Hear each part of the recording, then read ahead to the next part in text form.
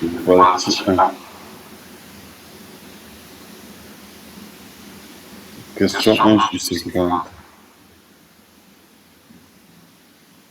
Votre entreprise possède un groupe de ressources nommé port DG, contenant des machines virtuelles importantes. Vous devez vous assurer que personne ne puisse supprimer ce groupe de ressources par erreur.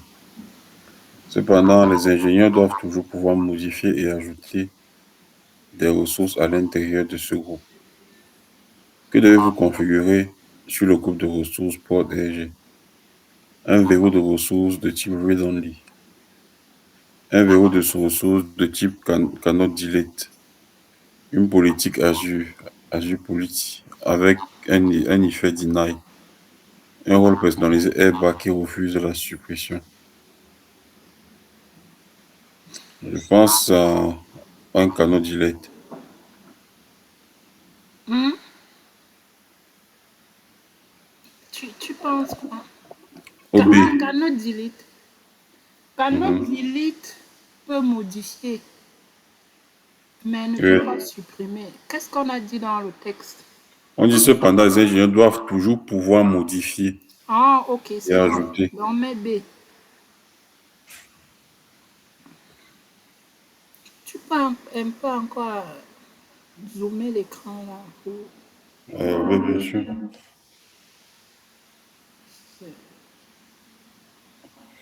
Hmm. Je vais faire ça avec. Ton truc, si c'est dans le navigateur, Oui. tu ne peux pas zoomer ça. Si, je ne peux pas zoomer. Non, je dis tu peux, tu peux. Je pense que je suis en train de vouloir. C'est que je suis en train de vouloir faire. Ça fait chier. Je vais faire ça autrement. Tu ne peux pas faire ça avec ton doigt. Est-ce que j'essaie de faire avec mon doigt là, ça? Voilà, c'est bon.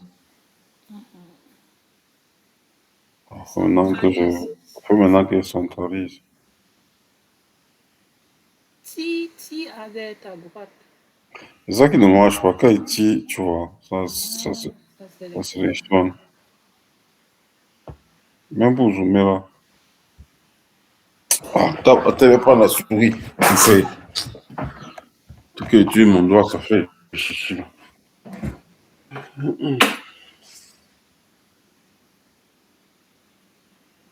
Hum, hum, hum.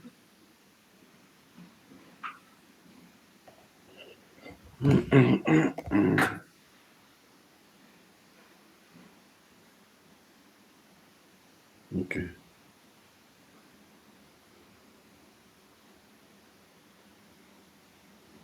Quoi, c'est merde.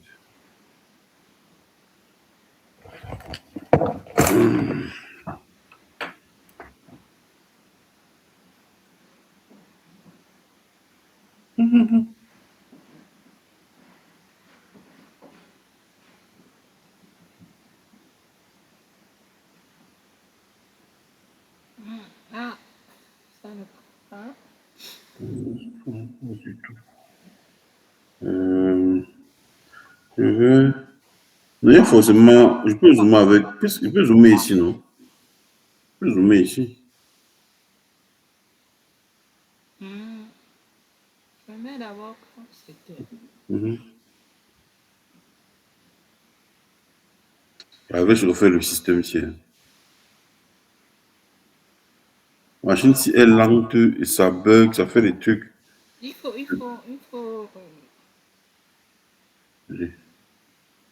Il des faut, trucs que ça fait de fait.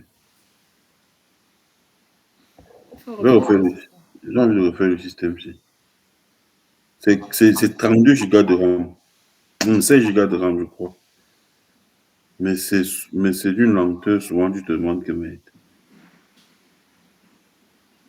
Hum, affichage. C'est pas centré. C'est ça le C'est souci. vrai que j'ai envie de.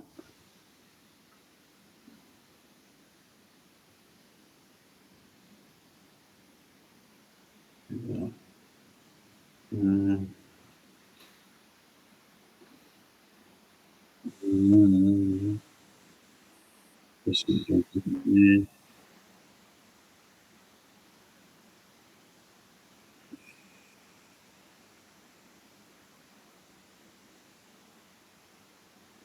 Je vais essayer de remettre d'abord. Remets quand tu peux. Voilà.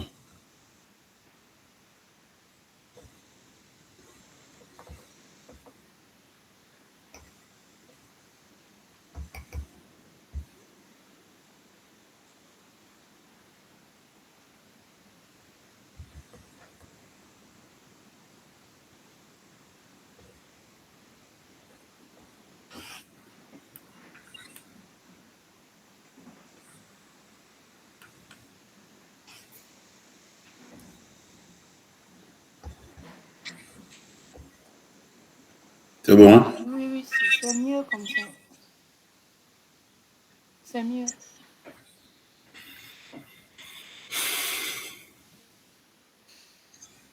C'est B, B, B, B.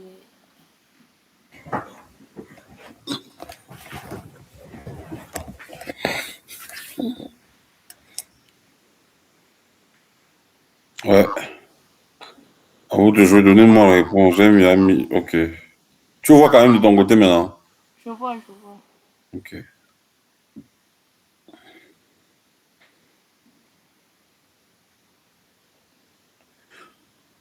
Pourquoi le verrou canot delete suppression impossible est correct? Ce verrou permet aux utilisateurs autorisés de lire et de modifier une ressource, mais il interdit strictement la suppression. C'est exactement ce qu'il est demandé. Les ingénieurs peuvent modifier et ajouter les ressources, mais personne ne peut supprimer le groupe. Pourquoi les autres options ne conviennent pas? Read only. Ce verrou empêche toute modification ou création. Les ingénieurs pourraient plus modifier les machines et ajouter de nouvelles ressources. C'est Azure Policy. Les politiques ne servent à appliquer des règles de conformité. Par exemple, interdire la taille des VM. Bloquer une suppression globale est plus lourd et moins adapté qu'un simple verrou.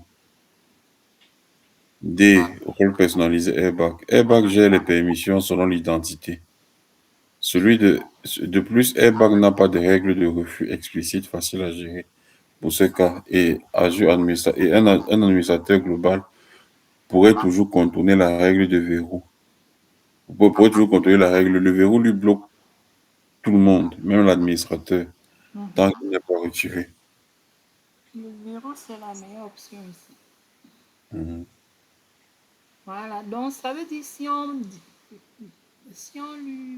on précisait que l'administrateur, que l'utilisateur ne peut pas aussi modifier, ça devait être read only. Mhm. Là, c'est bien, tu maîtrises bien le verrou. Quand tu comprends les deux cas là, c'est bon pour le verrou. On va tourner les questions sur le verrou n'importe comment. Tu vas trouver. Ok. Votre organisation utilise Microsoft Entra ID, anciennement Azure AD. Vous devez créer un pour gérer l'accès à une application cloud. Vous souhaitez que les utilisateurs soient automatiquement ajoutés ou retirés de ce groupe en fonction de leur département. Par exemple, si le champ de département de leur profil est égal à sales, non à vendre, vente.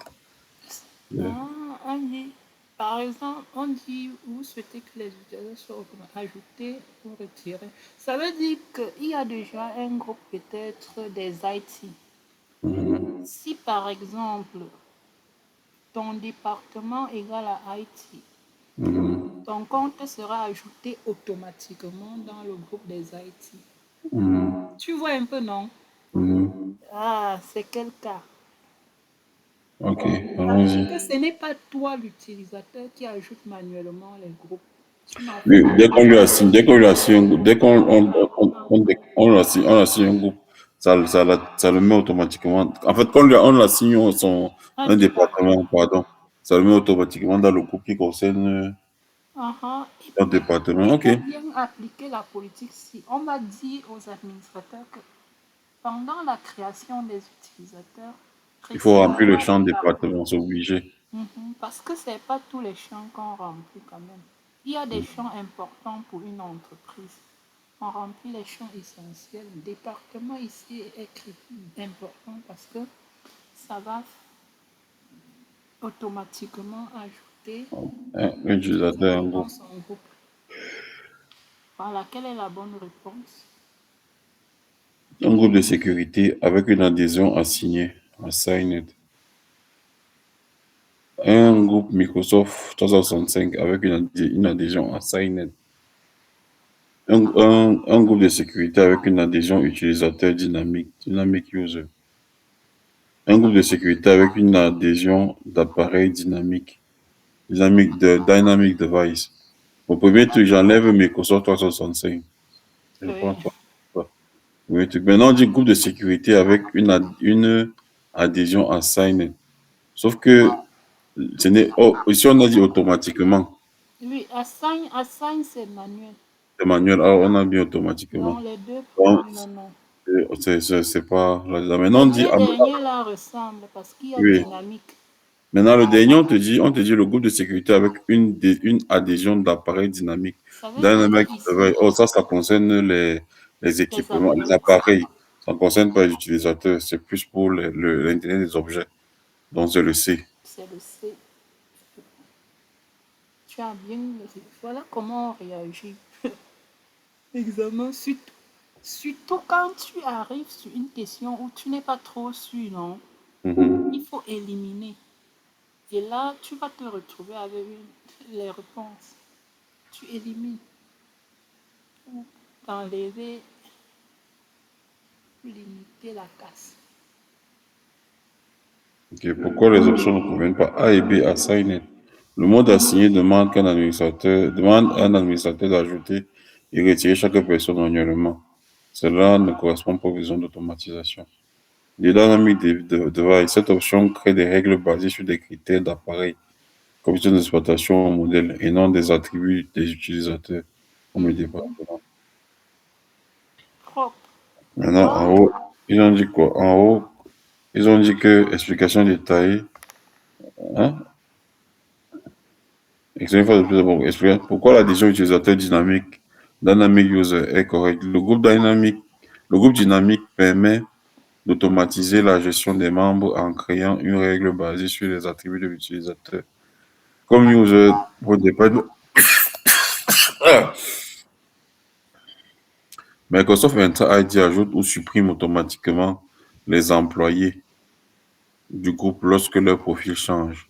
C'est idéal pour réduire la charge de travail des administrateurs. Donc, il y a les groupes dynamiques. Il y a deux façons de gérer les groupes dynamiques. On peut gérer par utilisateur ou par équipement, device. C'est pour Mhm, cela qu'on a le dynamic device là. Il faut voir mhm, comme ça. Il y a maintenant le dynamic user. Le dynamic device, c'est vraiment, on te, on t'assigne un groupe en fonction de de ton, ton équipement. de, De c'est-à-dire de ta ton- machine, de ton appareil. Mhm, Ça peut être peut-être par rapport au fait que tu utilises tel système, mhm, tel type de téléphone, des trucs comme ça. mhm. Mais le plus utilisé, c'est vraiment le Dynamic User, surtout par son département. Mhm. Ok. Question 3 sur 50. Vous gérez un abonnement Azure d'entreprise. La direction exige que toutes les futures machines virtuelles soient obligatoirement déployées dans la région France centrale. Si un administrateur tente de créer une machine virtuelle dans une autre région, le déploiement doit être bloqué immédiatement. Quelle fonctionnalité Azure devez-vous utiliser pour appliquer cette règle de manière automatique? Les verrous de ressources Azure Resource Logs. Les politiques Azure Ressources. Pardon, Azure Policy. Les contrôles d'accès basés sur le rôle Azure Airbag et les plans Azure Blueprint. Bon, c'est Azure Policy. Police, tu dois déjà connaître police. Yeah. Mhm. Donc, c'est le B.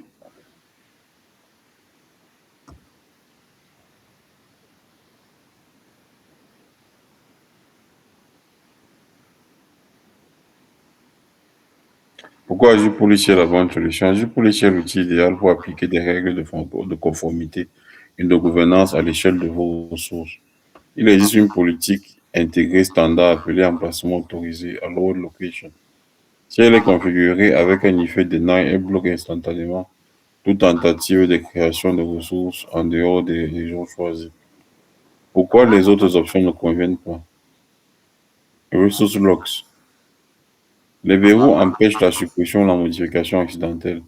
Elles ne permettent pas de restreindre la zone géographique de déploiement. Azure Airbag, j'ai qui a droit de faire quoi? C'est ce qu'on a dit la dernière fois. Par exemple, le droit de créer une machine virtuelle, mais ne permet pas de limiter où cette action a lieu, ni de restreindre les caractéristiques techniques de la ressource. Azure Blueprint.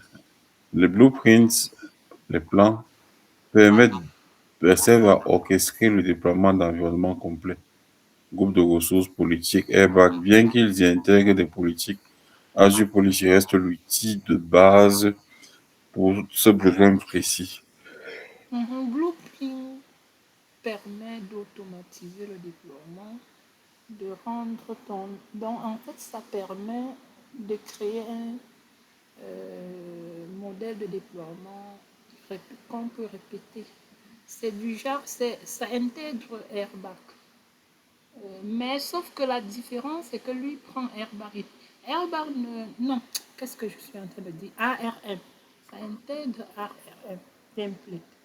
Azure, c'est-à-dire modèle de déploiement ARM. Modèle de déploiement ARM en lui-même ne permet pas d'intégrer directement Azure Policy et Azure Airbag. Mais l'avantage avec Blueprint, c'est que Blueprint te permet de regrouper, c'est-à-dire de faire, d'intégrer le modèle ARM associé avec Azure Policy et Airbag. Ça veut dire que tu crées ton modèle de déploiement, tu crées et tu fais la définition, tu peux créer une définition au niveau du groupe de gestion de la hiérarchie et maintenant déployer ça tranquillement ou alors assigner ça, affecter ça tranquillement au niveau des départements qui ont besoin du même modèle. Ça crée automatiquement toutes les ressources qui ont été déclarées dans le blueprint. Tu vois un peu, non? Ça t'évite de venir créer tes ressources, ton environnement Azure manuellement. Tu as déjà tu Le utilises, modèle. tu as déjà le modèle. Ça Tu veut dire as, que c'est pour ça que je dis ça utilise ARM. uh-huh, il y a ARM, sauf que lui maintenant te permet d'intégrer des outils de gouvernance comme Azure Policy et aussi Airbag pour gérer les permissions, les droits d'accès. Alors que ARM lui seul ne peut pas faire ça. Avec Blueprint, tu as un vraiment modèle complet. Un modèle complet. Avec des Avec règles. avec toutes les autorisations, tout, tu vois. Avec tous les autres. ARM te permet de déployer juste Les ressources les ressources. sans politique Oui. de, Dans, sans dans les attribuer les politiques de permissions. management. Voilà, sans déployer tes stratégies et tout.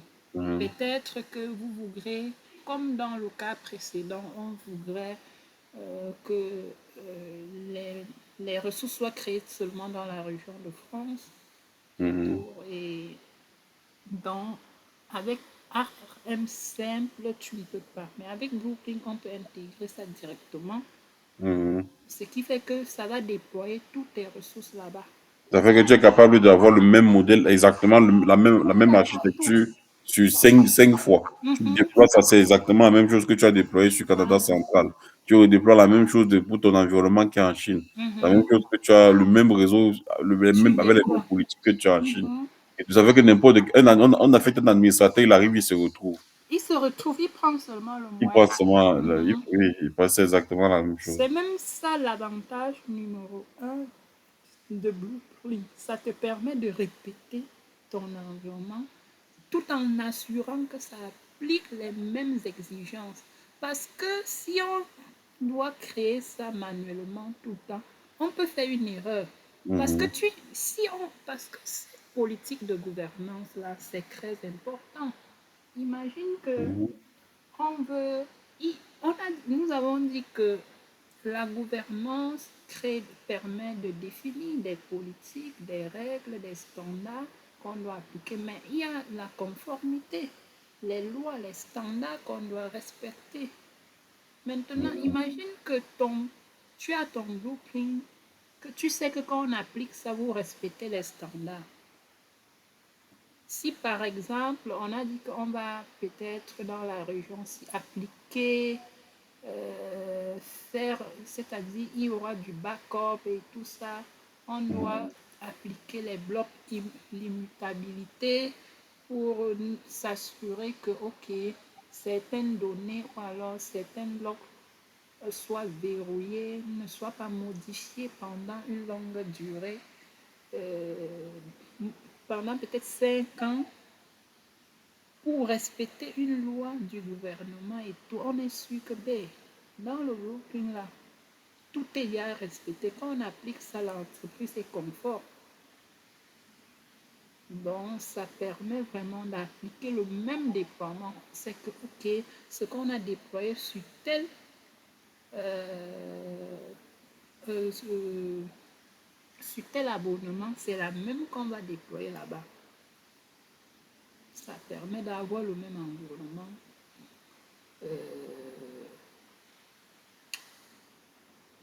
C'est ça, c'est vraiment ça l'avantage. C'est très bien. Continuons. Ok.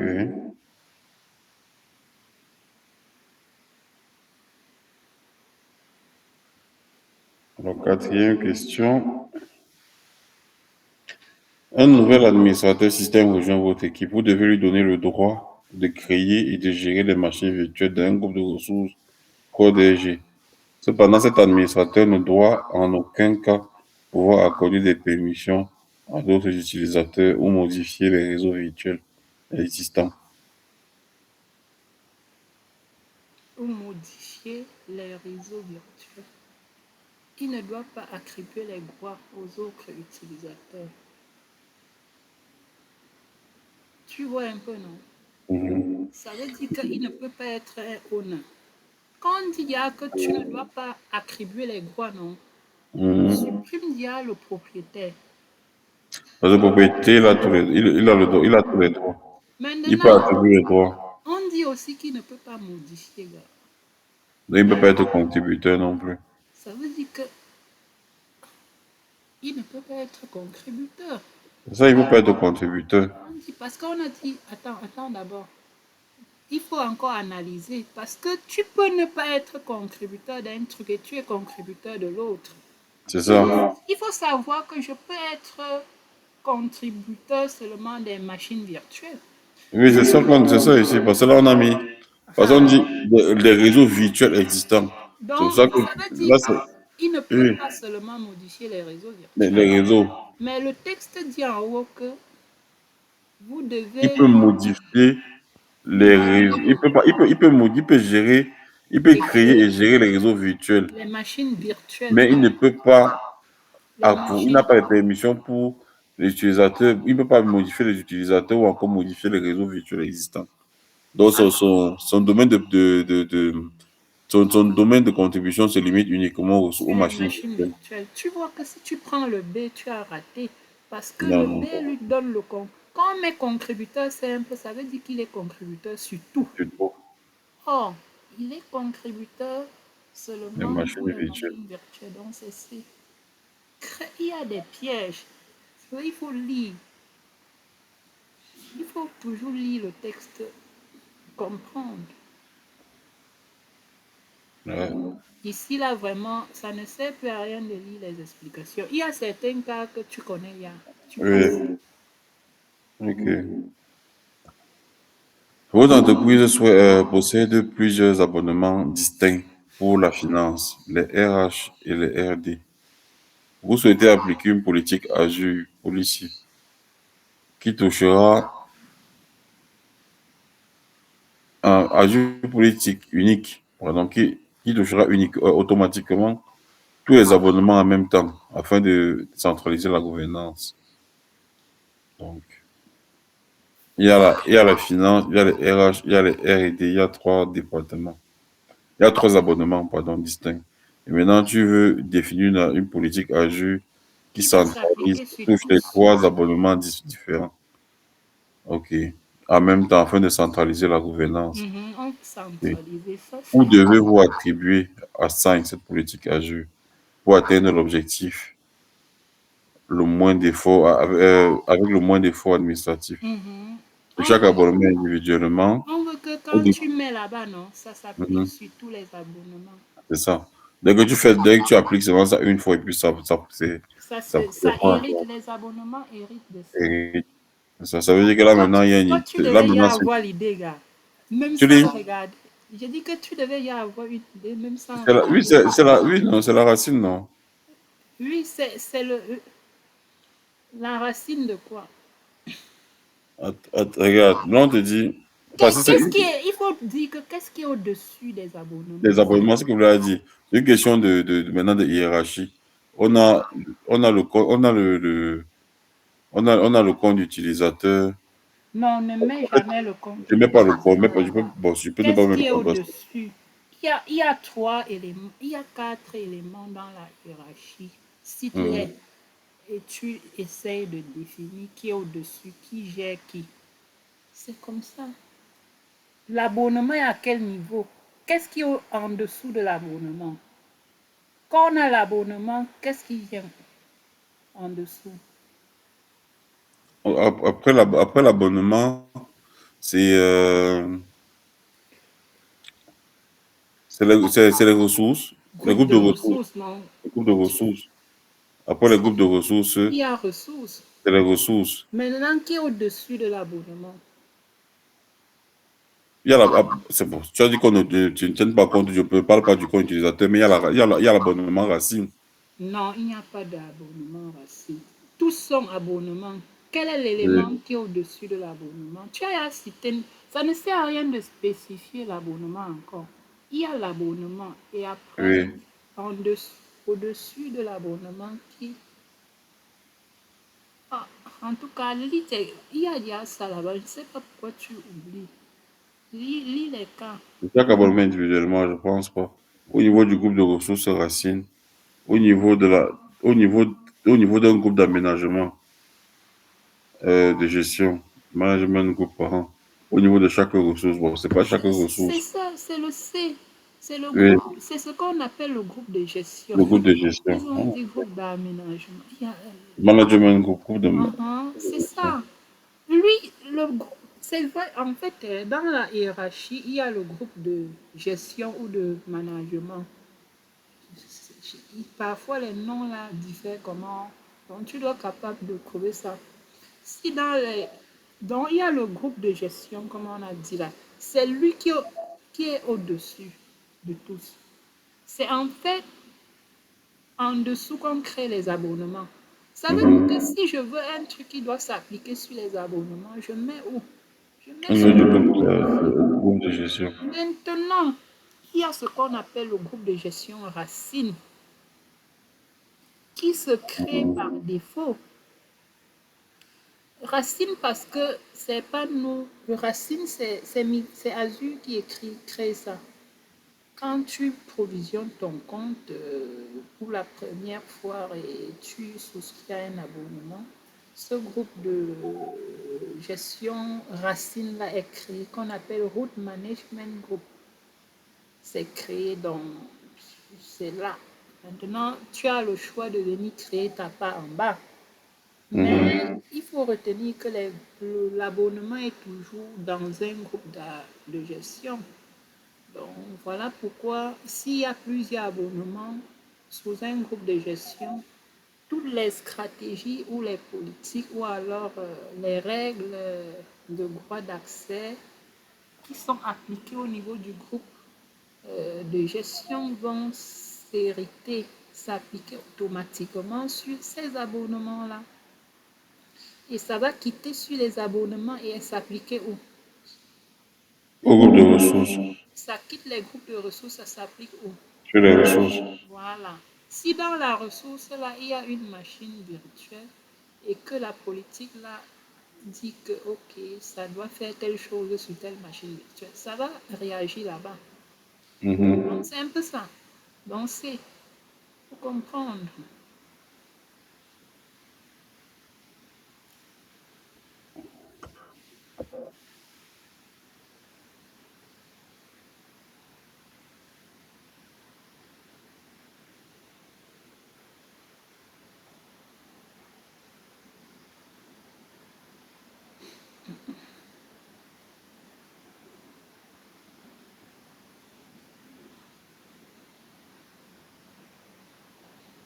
Si tu veux lire, il faut lire.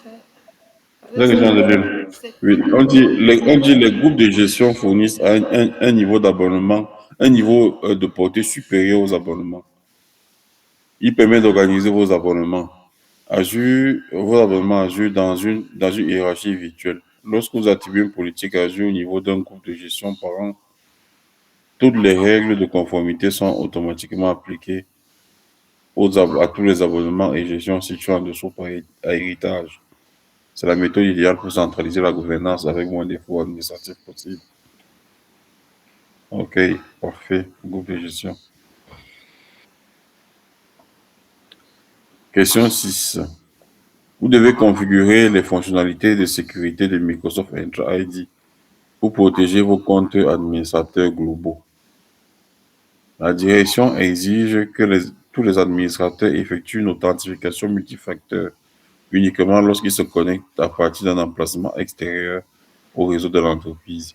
S'ils sont au bureau, le multifacteur, bon, l'authentification multifacteur ne doit pas leur être demandée. Quelle Mhm. fonctionnalité Microsoft Entra ID devez-vous configurer? Ça veut tout simplement dire que on veut que quand Mhm, tu veux te connecter, euh, il faut déjà que on a dit la direction exige que tous les administrateurs utilisent uniquement lorsqu'ils se connectent à partir d'un emplacement. Ça veut dire quoi?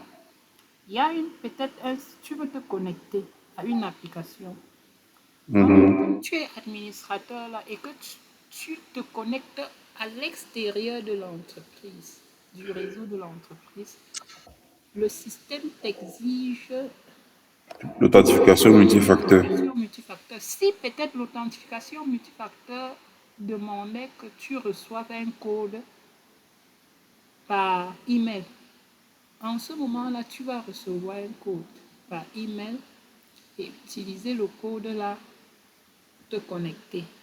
Mais si tu es dans le bureau de l'entreprise, cette exigence-là ne s'applique pas à toi. On appelle ça quoi? Ça veut dire que le système détecte un signal, ta localisation, Mhm, où se trouve l'utilisateur, l'administrateur, c'est la condition. mhm, Maintenant, s'il se retrouve à tel endroit, or à l'extérieur du réseau de l'entreprise, on va le forcer de fournir un deuxième facteur d'authentification, mhm. le MFA. On appelle ça quoi? Le nom de la fonctionnalité, ça c'est quoi? C'est l'accès conditionnel, là. Voilà, hop, l'accès conditionnel.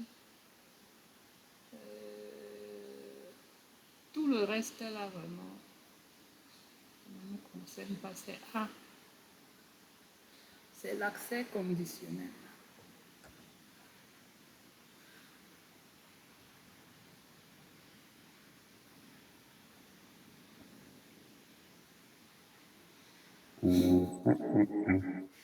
Explication. Pourquoi l'accès conditionnel? L'accès conditionnel est l'outil central du Microsoft Entra ID pour appliquer la sécurité basée sur le contexte. Le principe du si alors. Dans votre scénario, les conditions sont identiques. Sont, dans votre scénario, les conditions sont l'identité, donc les administrateurs globaux, et l'empêchement hors du réseau de l'entreprise. Le contrôle appliqué est l'exigence du multifactor authentication. C'est le seul outil qui permet de moduler la sécurité selon la provenance géographique ou le réseau de connexion. Ok. Et aujourd'hui, l'accès conditionnel parfois fonctionne avec d'autres signaux liés à tes habitudes de connexion. Il y a, par exemple, là c'est plus sécurité. Le système peut apprendre que, en fait, les systèmes généralement étudient le comportement des utilisateurs. De telle façon que le système peut détecter que, mais l'habitude, si d'habitude, il se connecte étant à Québec City, sur telle adresse. Mais pourquoi subitement il se connecte étant à Toronto? Tu vois un peu, non? Et là, Mhm. ça peut faire appel. On peut aussi configurer l'accès conditionnel selon ces signaux-là. Là, il y a, c'est des paramètres de protection d'identité où le système va analyser le comportement et décider si la connexion si est inhabituelle. C'est atypique. Il n'a pas l'habitude de se connecter Ici. ici, là. Donc, ça peut Mhm. générer un problème, un blocage. C'est un peu ça. Donc là, c'est des niveaux avancés de. Donc, ça permet de détecter les attaques parce qu'il y a aussi qu'un attaquant, il y a parfois, le système peut aussi détecter que, mais comment se fait-il que tel utilisateur se connecte ici en 10 heures peut-être, il s'est connecté étant au Canada. Après 10 heures, 10, on voit qu'il se connecte étant en Afrique. Est-ce que le genre de là, il n'y a aucune, il n'y a aucun voyage qui peut se faire de l'Afrique, du Canada à l'Afrique pendant cette période. Mhm. Donc, du coup, on va comprendre que le système va bloquer le genre d'intégrer. Le genre de connexion, là, la deuxième connexion, c'est à bloquer. C'est dangereux. Ça veut dire que peut-être l'utilisateur est victime d'une attaque. Du coup, on bloque. Donc, c'est aussi autant de choses qu'on peut utiliser pendant la connexion pour prendre, c'est-à-dire, c'est des facteurs, c'est des signaux qui peuvent être ajoutés pour gérer l'accès conditionnel. Ça, c'est une connexion risquée. Ouais, c'est grave que c'est risqué. Mhm. Et il y a la condition si et alors, c'est facile, c'est possible aussi de contourner tout ça. C'est pour cela que ta position, parce que pour voir la position dépasse, parce qu'on sait que le système fait comment pour savoir que tu as changé, c'est l'adresse IP.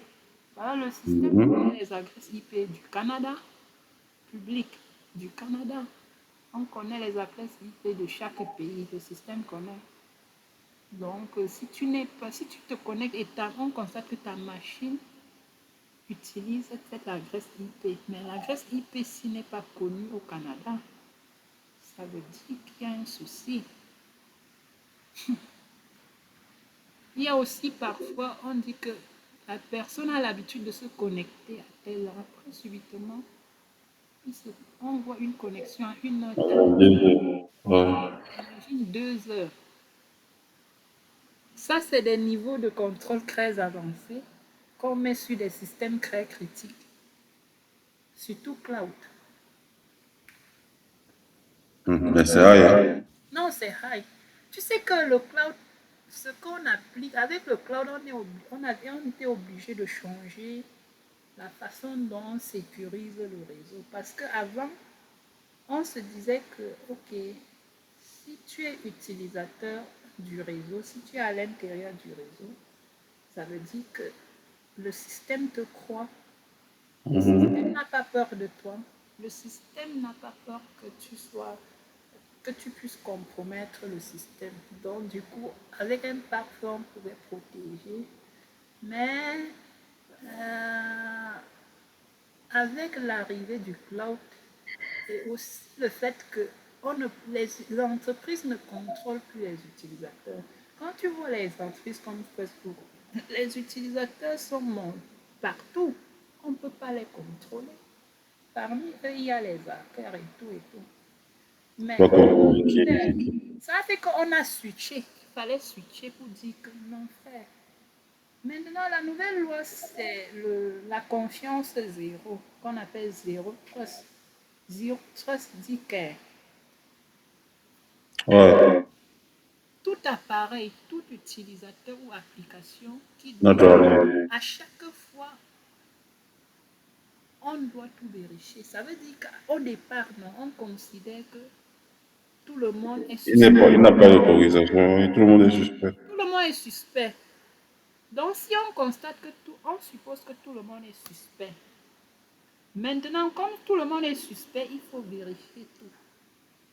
Ça veut dire qu'à chaque fois que tu veux te connecter sur le système vérifie d'abord à tout moment. Même si tu es de l'entreprise, on va quand même vérifier.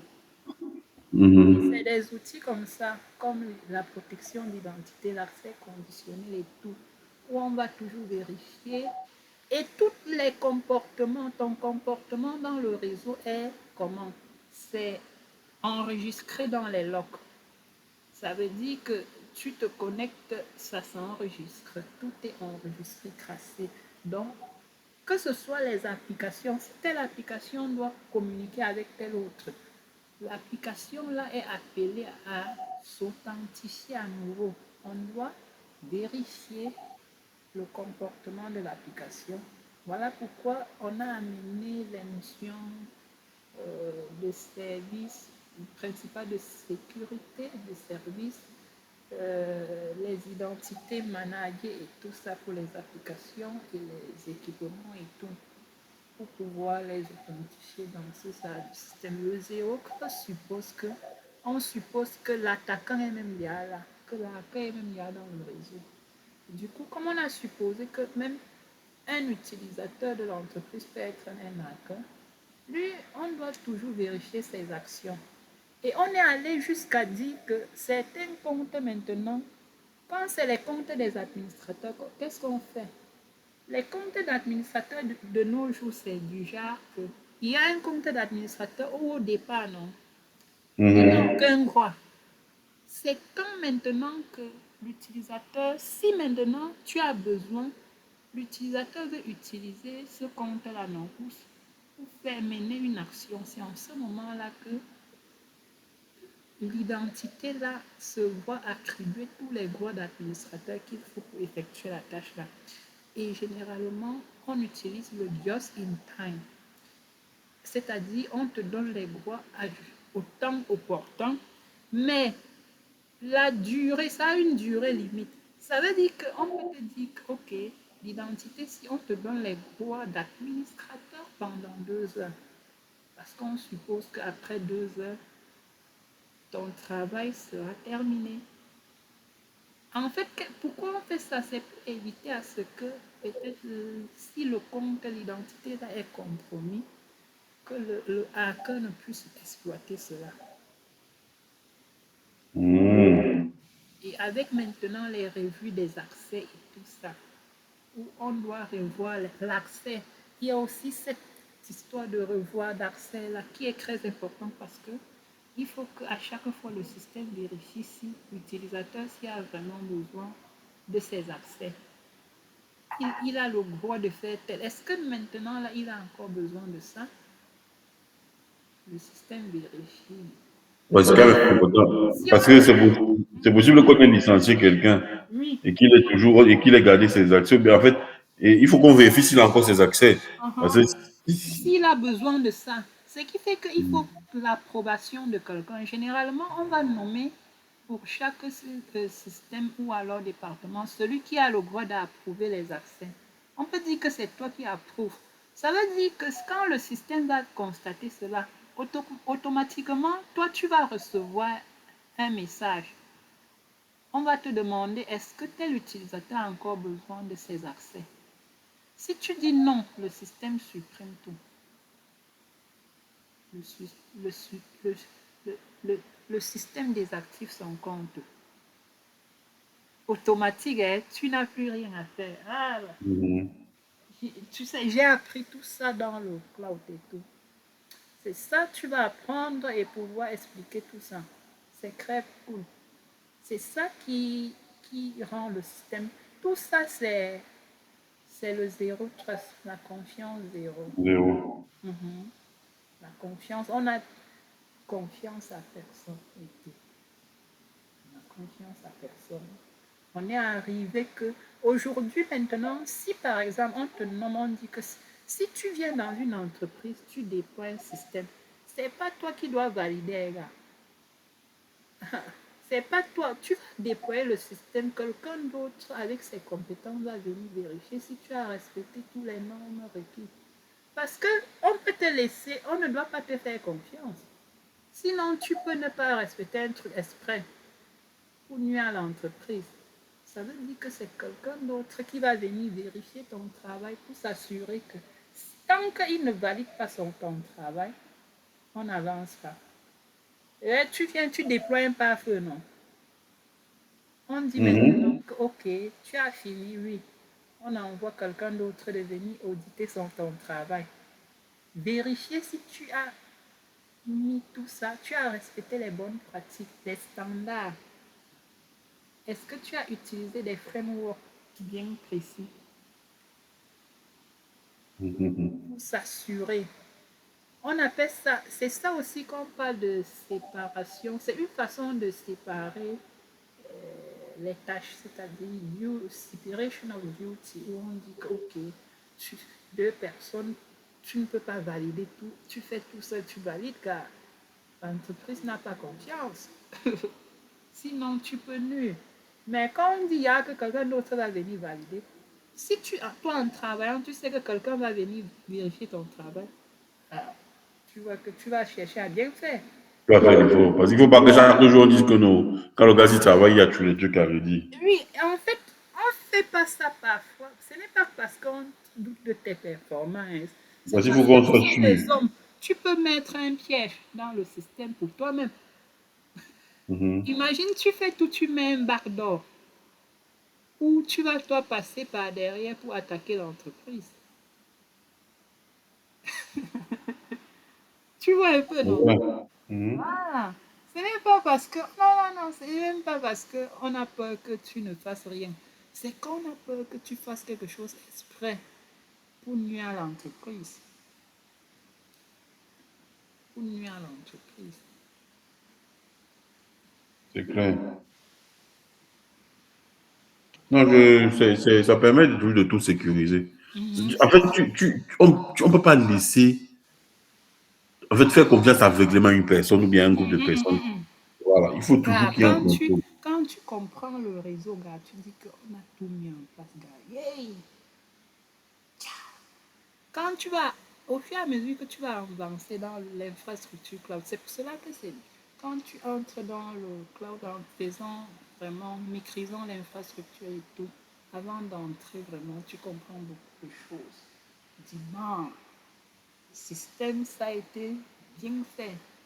Tant que tu fais réseau et que tu n'as pas fait le cloud, là, non, c'est que tu ne connais pas encore le système, là, la nouvelle, c'est-à-dire le nouveau système qui tourne avec les systèmes actuels, les réseaux sociaux et tout. C'est comme ça que ça fonctionne.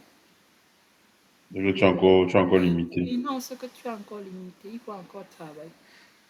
Parce que, c'est ça.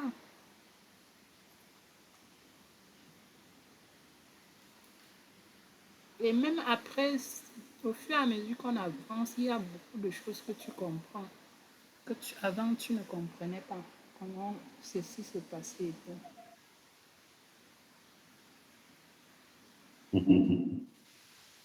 Non, avec l'intelligence artificielle, c'est grave. Ah, voilà, nous, on utilise l'intelligence artificielle pour apprendre. Ouais, ouais, Pas que c'est ouais. cool. Ça soulage beaucoup de choses. Il fallait qu'on te montre ça. Mais l'intelligence artificielle, gars, c'est la magie. Non, c'est la magie, c'est la magie. Ça fait une partie du job à ta place. Mon frère, si tu ne t'adaptes pas, tu es mort. Parce qu'actuellement, tout va vite.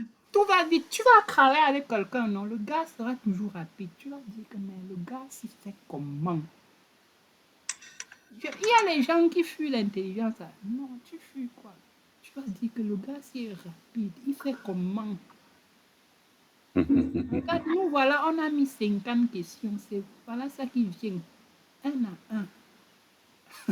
Même si tu lui dis 100, il va te donner. Et il te donne l'explication sur chaque truc. Oui. En fait, quand on forme les IA, on dit quand même que l'IA n'est pas parfait. Non, du tout. Quand tu vas utiliser l'IA dans ton contexte professionnel, quand tu termines, il faut toujours relire et vérifier avec tes compétences personnelles. Mais gars, la plupart du temps, les cas d'erreur, c'est rare. Surtout quand on fait des trucs comme ça, c'est quand même comme. Oui, parce que là, ça n'a pas récupéré directement dans le cours. Il y a même il y a beaucoup de questions ici là que c'est pas eux qui ont créé. C'est pas récupéré dans les questionnaires ailleurs sur Google Gars, Service. je ne sais même pas. Je ne sais pas où ils récupèrent ça. Peut-être c'est ça, je ne sais pas. En fait, Mais il y ça a va une créer d'autres. technologie qui est Ça derrière. va générer. Mhm. Mais il y a d'autres que ça va partir. En fait, ça va se baser sur un modèle. Donc, Oui, ça va aller c'est sur un récupérer. modèle, oui. Oui. Peut-être on récupère, je ne sais pas. Mais c'est sûr que c'est une récupération. Mais il faut, pour mieux, pour attester cela, il faut comprendre comment l'IA fonctionne Fonctionne. en background. Donc, est-ce Et que... j'ai remarqué un truc ici, c'est qu'il te met toujours les sources. Quand tu poses une simple question, non, il fait l'effort de te mettre les sources. Regarde, tu vois ma capture. Tu Comme vois tu ça. as dit là, peut-être, voilà, ça veut dire Voici qu'ils les font comme sources. on a dit là, gars. Ils partent te Adu Malade récupérer les Identity questions. Part 4, 5. C'est là-bas que ça peut récupérer certains trucs. Ici, Ah, là, ça peut. Quand tu vois là, c'est les sources. Ça veut dire oui, il est oui, oui. parti là-bas chercher Il a certains. récupéré. Tu Et regardes les ici, vidéos là, c'est bien, hein, gars. il te Parce dit que... AZ104 exam skills. Tu Ah, vois. Ça veut dire non, qu'il tu y as a les raison. skills qu'il est parti récupérer ici. Les questions là-bas. Oui. Voici ici la première question, c'est il te met ici là YouTube, Alan Roger. Machin, Ah, YouTube, ça Alan veut dire Roger. que Oui. quand nous on fait notre génération de questions, il ne faut pas mettre le lien de Microsoft. Il faut lui laisser la possibilité de tirer les questions un peu partout. Tu vois, non? Oui, oui, parce que pour les questions, il a besoin de questions. Et Mhm, s'il n'y a pas les questions dans le lien de Microsoft, il va aller chercher. Mais mhm. il n'est pas dit chercher, non. Vu qu'on a les questions, Non, non, c'est bien, c'est bien. tu vois un peu. Mhm. C'est ça. Donc, il part sur Internet, il récupère, Il récupère. il compile, il t'amène ça. Mhm, S'il y a la réponse, il prend avec la réponse, il vient avec et tout. mhm. Ouais, C'est vraiment cool. c'est ça.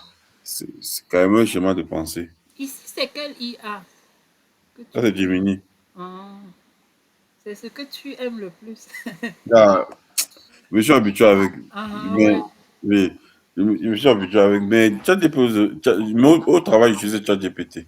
Non, tous c'est pareil, hein, tous c'est pareil. Mhm.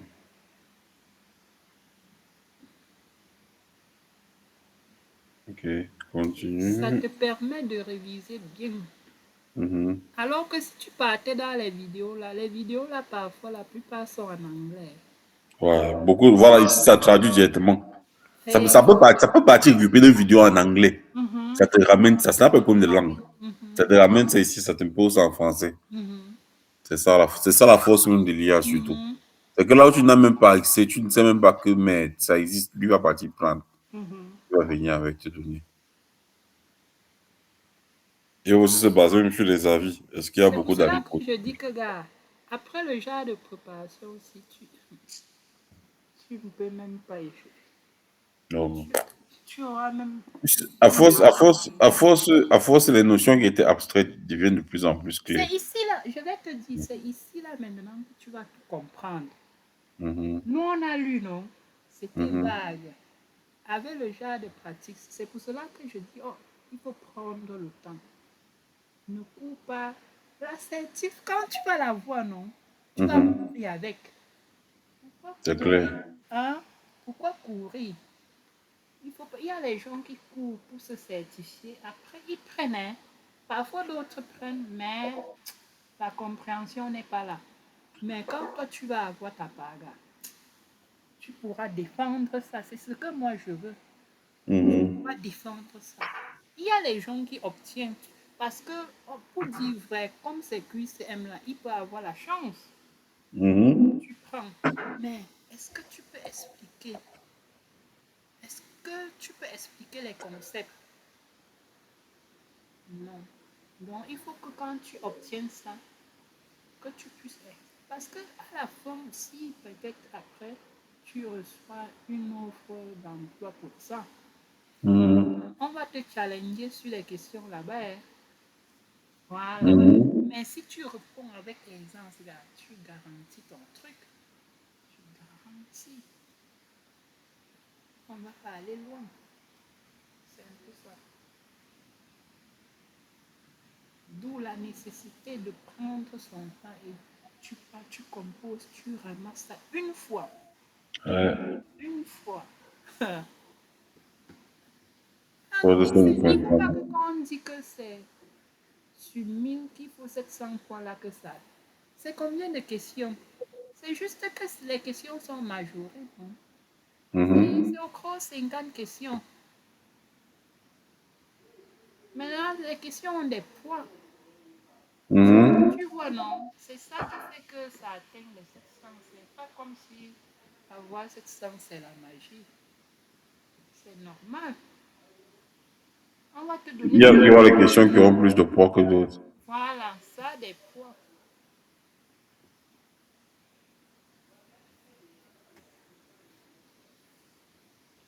Et de toutes les manières, on va se manger. Pour comment ça va pas nous dépasser. On va prendre ça. Avec la préparation aussi, là, n'importe comment, ça va se Et marcher. que c'est quoi N'importe où. même? C'est que en fait, il faut comprendre que ce n'est pas le piège. Ah, La personne ne veut pas. Il veut que tu as compris, non? Si tu as compris tous les c'est concepts, si. c'est C'est les ça. mêmes questions. Même si ce n'est pas la même chose, mais ça va tourner autour de ça. Autour de ça. Et tu vas toujours comprendre et choisir la bonne réponse. Voilà, Mhm. depuis qu'on choisit là, on n'a pas raté parce qu'on est dans la logique. C'est Ouais. ça. Ça n'a rien. C'est parce que tu n'as pas bûché le cours. Tu vois, non? Mhm. Tu as compris le cours. Ce n'est pas que ici, on te dit Azure Police, si tu vas chercher sa définition. Tu peux même ne pas connaître la définition, mais tu connais comment on l'utilise. Tu sais que quand c'est Ouais. comme ça, c'est Police qui fait ça. Quand c'est comme ça, c'est airbag. Si on parle de ça, c'est ressources lock, Mhm. les verrous, autant de choses. Voilà le principe. Pas bûcher. On ne bûche pas ça. Quand tu as compris le principe, s'il veut y tourner les questions comment, tu t'en fous. Quand tu vas composer, ton but n'est pas que les mêmes réponses reviennent. Je viens. C'est quand tu taxais les cours que tu attendais seulement les mêmes exercices, non? Quand tu avais à taxer physique, et si on change l'exercice, c'est fini pour toi. Tu vas alors faire comment? C'est un peu Mhm. comme ça. Mais quand tu as compris, tu t'en fous de ce qui vient là. Tant que les gars respectent le carnaval, c'est bon. Non, mais ça va. L'assertif, c'est une poule de questions. Ils ont une poule Mhm. de questions, non? Il y a beaucoup de questions là-bas. Ce qui fait que nous pouvons lancer notre certif au même moment, on n'a pas les mêmes questions. Parce Forcément. que l'IA génère, non? C'est l'IA qui génère. On va générer ta part. C'est Copilot qui va générer. L'IA, l'IA, oui, c'est Copilot qui génère. C'est l'IA qui génère, non? Tu parles. Eh. Et corrige. Ça fait comme on est fait là, non? C'est un peu comme ça. Tu es sérieux, Joe? Mais tu pensais que c'est quoi? Qui avait les gars qui avaient prévu Quel gars? Il n'y a personne derrière. une académie, des trucs En comme fait, ça. je vais t'expliquer. Attends, je t'explique comment ça se passe. Il faut qu'on soit clair. Quand je dis que c'est l'IA qui gère, ce n'est pas qu'on ne te contrôle pas. Je vais Non, je ne parle t'expliquer. pas de contrôle, pas juste du questionnement même. Non, du En fait, questionnement, il n'y a personne derrière. En fait, les gars travaillent seulement pour renouveler les questions. Ou alors augmenter. Tu vois, non? Faire les mises à jour sur les questions. Tu vois, non? mhm. Mais le sujet, c'est il n'y a personne derrière. C'est l'intelligence artificielle. Maintenant, quand tu as programmé il y a un centre, il y a un département qui gère les certifs. Quand Mhm. quelqu'un programme, ils sont là et ils gèrent, ils savent que demain, telle personne va composer. Qu'est-ce qu'on Mhm. fait? Si tu as choisi composer à la maison, c'est là où ils vont te contrôler. Ça veut dire qu'il y aura quelqu'un qui va t'appeler. Tu Mhm. vois, non? Si tu choisis l'option, je compose chez moi seul. Sache que le jour là, tu vas recevoir un appel. Donc, en fait, c'est pour le processus d'examen qu'ils sont là pour dire. Non, pour le sujet, il ne gère pas. Mais pour le sujet, ils laissent l'IA Pour gérer. l'examen, on va te contrôler, les gars. Il y a les caméras sur toi. J'avais su ça pourquoi? Il y a les caméras. Quand je venais faire le 900, quand j'avais tenté le 900 au pays, seul, et ça n'a pas Mhm. marché, première fois, on m'appelle. Je ne savais même pas qu'on devait m'appeler. Je reste comme Mhm. ça. J'entends seulement une voix. Ce n'est même pas que ton truc sonne, hein. Tu entends quelqu'un, tu restes comme ça. Tu entends quelqu'un, la voix de quelqu'un. Je suis saute. En fait, c'était les gars qui étaient là. Ils parlaient Mhm. en anglais, gars. Hey, je comprenais seulement un peu. Ils parlent, ils parlent. Donc, il te dit que, ok, tu filmes, tu fais ceci. Il va te dire, filme telle partie de la maison. Il veut voir toute la maison, toute la pièce. Mhm. Mais s'il y a le désordre, c'est fini, il annule tout. Il veut une pièce vide. Il faut que ta pièce soit vide. Comme un bureau. Il faut que ce soit comme un bureau. Donc, tu montres. Il m'avait dit que où est ton téléphone? Tu montres. Il dit qu'il veut que le téléphone soit loin. Que mets ça loin. Tu mets. Il dit que ok, montre-moi là où tu as mis.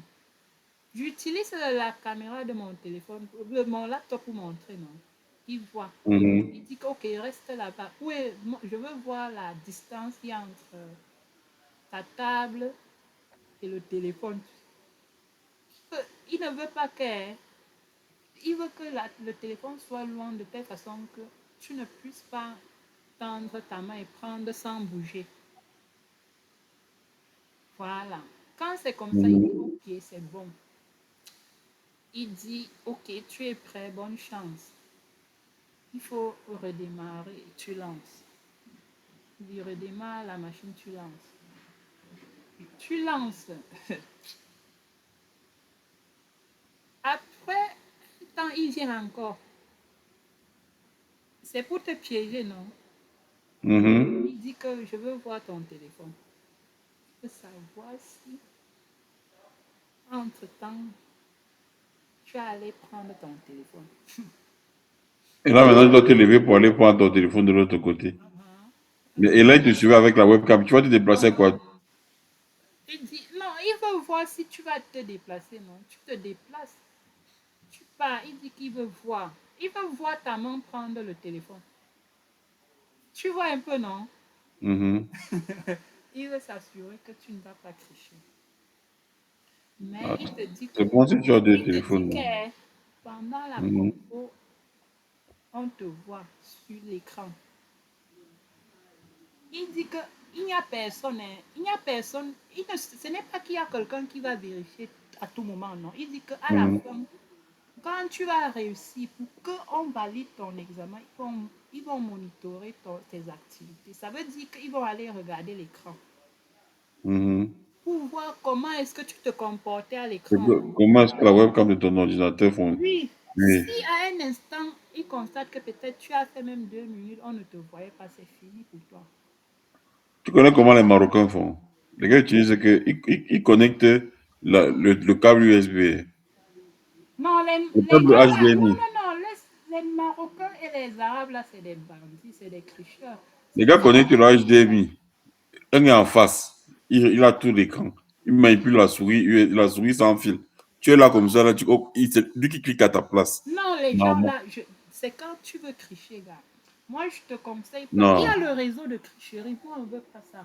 non, non, ça sert à rien. Et les Arabes sont forts, les Indiens, c'est eux. Ils vont venir, les gars Quand j'étais au pays, les gars m'écrivaient, ils disent que tu veux l'examen, on te fait. C'est vrai, hein. Il y a des gens qui ont des certifs faux, qui n'ont pas travaillé pour ça. Non, on triche, les gens trichent, Mhm. mais, mais, mais, mais c'est pas bien. Ça ne t'aide pas. Ça t'aide dans quoi? Il y a un là-bas. Et, Bon. et quand Voilà, tu vois. j'avais, tu sais, quand j'ai compris que les gars là voyaient, quand le gars lance l'examen, moi, j'avais les problèmes d'Internet. Parce que quand il lance l'examen, non, il lance pour un groupe de personnes au même moment. Tu vois, Mhm. non? Parce que peut-être vous avez dit que vous commencez à 15 heures, par exemple. Mais il a... Après, moi, je n'étais pas encore connectée parce que mon Internet dérangeait. Mhm. En fait, j'avais manqué. Mon Internet ne m'avait pas permis de voir le sujet. Parce qu'il y a une phase de vérification du niveau d'Internet. Comme j'ai à Douala, mon frère, tu avais encore programmé ça en journée. C'était pire. Mhm. Après, le monsieur m'appelle, il dit qu'il voit tout le monde, mais il ne me voit pas. Quel est le problème? C'est là où j'ai compris que les gars, si, ils nous Ils sont sur payent. toi. Ils sont là. Il a dit que, ouais, il me voit, j'ai expliqué. Il dit que, ok, si tu ne peux pas, ce qu'il peut faire pour moi, c'est que il va plaider pour que mon argent, je ne perde pas mon argent, non. Il dit Mhm. que si je ne passe pas, parce que j'avais expliqué que c'est Internet, il dit que, ok, ils vont me permettre de programmer encore sans payer. Mhm. Il avait bien fait. Il pouvait aussi. Non, il avait bien fait. Après, le lendemain, j'avais reçu un message qui me disait que je peux encore composer sans payer. C'est ça qui fait que je n'ai jamais composé le 900 là. Ça m'avait traumatisé.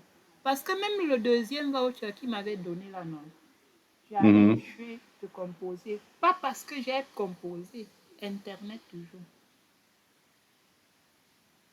C'est pour ça que pour le 104, tu as dit que Non, je ne pas chercher un centre. tu cherches un centre une fois. Oui. C'est pour cela que même ici, gars, ne tente pas seul. Parce que ça va te stresser seul. Il y a les centres proches. La dernière fois, j'ai vérifié des centres d'examen proches de chez moi. J'ai vu beaucoup. Le système te donne vraiment le centre, beaucoup de centres. Et commence par le centre le plus proche. Tu vérifies la localisation et tout. Quelle distance de chez toi et tout. L'idéal, c'est que tu partes là-bas. S'ils peuvent même payer pour toi, tu leur donnes l'argent. Parce que tu peux payer en ligne, mais si tu pars là-bas, les gars, l'option, parce que beaucoup aussi peuvent payer à ta place. Donc. Bon, ils vont te dire, ok, Mhm. voici le prix, mais comme tu veux composer chez nous, là, tu vas payer les frais de siège, telle somme. Hey, le jour là, tu pars là-bas, mais quand c'est avec le centre, le monitoring n'est pas trop compliqué, mais ils sont toujours là, mais on fait Ils confiance. font confiance au centre. Mhm. En fait, quand c'est le centre, non, ils te voient toujours, mais le centre, les gars ne t'appellent pas pour te contrôler. C'est le centre qui vérifie que, ok, tu entres sans téléphone, tu mets le sac dehors, tu n'as rien dans la poche, tu vois, non. Mhm. C'est un peu ça. Mais hey, les Indiens et les Américains, il y a les gars, les Indiens, surtout les Indiens, parce que ils sont nombreux sur Internet. Si Ouais. tu veux n'importe quel certificat, Les gars te disent qu'ils te donnent le CCNP en 3 mois, mon frère. ah, tu blagues. CCNP en 3 mois, tu défends ça comment? Tu défends. C'est le business, non? En fait, Ah. ça peut se comprendre. Imagine-toi, je vais expliquer dans quelle situation ça peut t'aider. Imagine que toi, tu as à faire des dents, pratiquer, tu vois, non? Mhm. Mais tu n'as pas le temps de faire ça, gars. Peut-être ça peut t'aider. Mais un débutant, gars, je ne peux même pas te conseiller. C'est qu'il ne peut rien faire avec. C'est que tu auras si tu es un débutant que tu n'as jamais travaillé sur le terrain, non? Mhm. Ne paye pas. Mais si tu as un gars que, tu vois un monsieur qui a beaucoup d'expérience sur le terrain, non, Mhm. il peut payer les gens là. Il peut payer. Ça ne dérange pas. Il peut payer. Parce que Ah, lui, on ne peut pas, tu vois, non? on va pas le bouder trop. Oui, ce ne sera Ou pas bien trop. quelqu'un qui est déjà dans une entreprise, on dit qu'on a besoin de quelqu'un qui a ça. Oui, oui, oui. Il sait qu'il va prendre ça, non? Il Et va se faire, monter derrière. il va se former derrière. Il fait avoir vite, vite, il prend. Voilà, voilà. En fait, ça dépend, gars. Tu penses que dans une situation, gars, tu peux décider de prendre pour eux. Mais quand tu n'as pas cette... il faut prendre... C'est quand vraiment c'est nécessaire. Mais vraiment, quand tu te bats, ne tente pas de prendre la voie là. C'est que tu ne vas jamais rien avoir. Il y a les gens qui font ça, mais à la fin, leurs certifs ne leur servent à rien. Mhm. Gars, continuons. Ok. Un auditeur externe doit vérifier la configuration de vos ressources Azure pendant 2 semaines. Et vous voulez lui donner un accès en lecture seul à un abonnement spécifique pour des raisons de sécurité. Et cet accès doit expirer automatiquement à la fin des 2 semaines, sans que vous n'ayez à intervenir manuellement pour lui retirer les droits. Vous devez donner accès en lecture seul à un abonnement spécifique. Il doit avoir un abonnement, un lecture seul dans tout l'abonnement. Ok. Pour des raisons de sécurité, cet accès doit s'expirer automatiquement à la fin de 2 semaines, sans que vous n'ayez à intervenir pour lui retirer des droits spécifiques. Quelle fonctionnalité Microsoft Entra ID devez-vous utiliser pour planifier cet accès temporaire? Verrou de ressources Azure, Azure Lock, gestion d'identité privilégiée, privilège Identity Management, PIM, les politiques Azure, Azure Policy, les groupes de sécurité dynamique. Alors, on dit, On je vais veut la voir, que, je vais la voir enlever Azure voici Policy. le scénario. Oui. On veut que, supposons que tu dois travailler sur un abonnement, mais tu n'es pas de l'entreprise. On veut te donner un accès temporaire. Mhm. Peut-être on veut que tu travailles peut-être pendant 5 heures. Donc, on peut te Mhm. donner une identité qui est limitée. Et C'est que ça. l'identité là, non, après 5 heures là, la période là, elle est désactivée. Et toutes les permissions qui étaient attribuées à ça disparaissent. Ça annule. Mhm. Ça veut dire que tu te Donc, connectes pour faire ton travail pendant la durée de temps là. oui, Mais les verrous ne peuvent pas faire ça. c'est Même, ça. même police ne peuvent pas Ne faire peut pas ça. faire ça. Même Même les groupes de PIM. sécurité. Ça Hein? veut dire que même si tu n'as jamais vu PIM, tu vas dire que c'est Tu vas PIM. dire que c'est PIM. C'est ça que vous l'avez dit. Parce que groupe de sécurité Azure, c'est pas Azure Police, c'est pas ça. Les verrous, c'est pas ça. Le groupe de sécurité dynamique, ça n'a rien à voir avec le contexte. Donc, le seul qui reste là, c'est le B. Voilà. Et quand tu arrives maintenant sur ce genre de questions, et je sais qu'on n'a pas trop parlé de PIM, je ne sais pas si, mais ça te permet maintenant de réviser PIM ici. Mhm. Pour que, donc, tu vas retenir vraiment PIM ici après. Mhm. Donc, on dit, pourquoi privilège d'entity management PIM est correct? Oh. Il y a une seconde, s'il te plaît. Mhm. Allô? Tu es encore là-bas, chef? Ah, ok, cool. Ça dit quoi? Ouais. Donc, on dit que voilà, PIM est l'outil ultime de Microsoft Entra ID pour gérer, contrôler et surveiller l'accès aux ressources importantes. Il permet de configurer des accès juste à temps, just in time, ou temporaire. Wow. Dans votre scénario, vous pouvez rendre l'auditeur éligible à un rôle, un rôle pour une période fixe ou activer ce rôle avec une date de fin automatique après 2 semaines. Cela invite à oublier ses comptes avec des accès obsolètes. Cela évite d'oublier des comptes avec des accès obsolètes. PIM. Voilà l'avantage de PIM. PIM, vraiment, ça te permet de te connecter vraiment. Ça permet vraiment de te donner des droits, des permissions. En fait, PIM, généralement, c'est pour s'agir des comptes qui ont des privilèges. C'est généralement des comptes admin que PIM gère. Donc, ça prend un compte admin. Si tu dois travailler comme là-bas pendant 2 semaines, ça veut dire que c'est un accès qui sera attribué. En fait, en ce moment-là, l'identité là, aura tous les accès là, pendant 2 semaines. C'est pour cela qu'on dit juste attends pendant une période bien précise. C'est temporaire.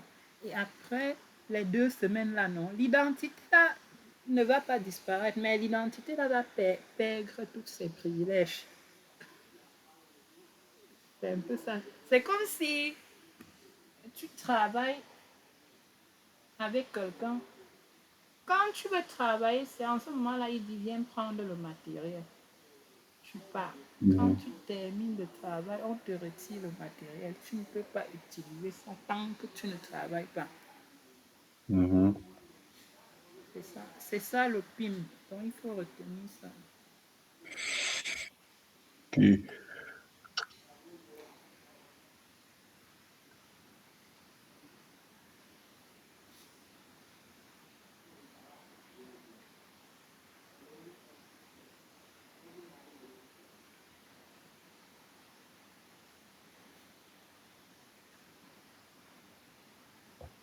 Ok, c'est ça. Ok. Votre entreprise déploie une application web dans Azure. Vous devez attribuer une identité à cette application pour qu'elle puisse authentifier de manière sécurisée auprès d'un service Azure Key Vault pour récupérer les mots de passe. Vous voulez éliminer complètement le besoin de stocker les identifiants, comme un mot de passe ou un certificat, dans le code source ou des fichiers de configuration de l'application. Quelle fonctionnalité de Microsoft Entra ID devez-vous configurer pour l'application? Une clé secrète client dans l'enregistrement de l'application, une identité manager, un compte d'invité guest count Microsoft Entra B2B, un principal de service, service principal créé manuellement avec un certificat.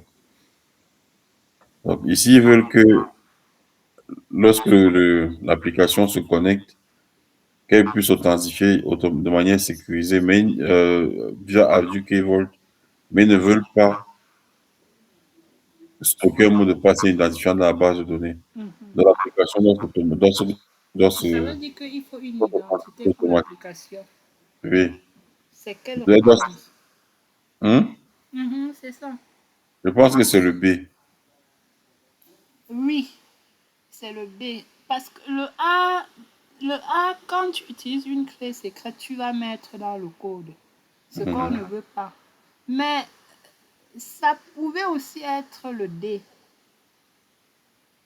Mais je vais t'expliquer pourquoi. Une identité manager, c'est le B, je gère parce que l'application, c'est une application dans Azure. Mhm. Mais si c'était une application hors Azure, ça devait être un principal de service. Il faut bien comprendre ça. Une identité manager et un principal de service, c'est presque pareil. Mais quand l'application ou la ressource est dans Azure, on utilise une identité manager. Quand c'est en dehors de Azure, on utilise un principal de Le service. service. Donc, c'est identité manager. B. Ok.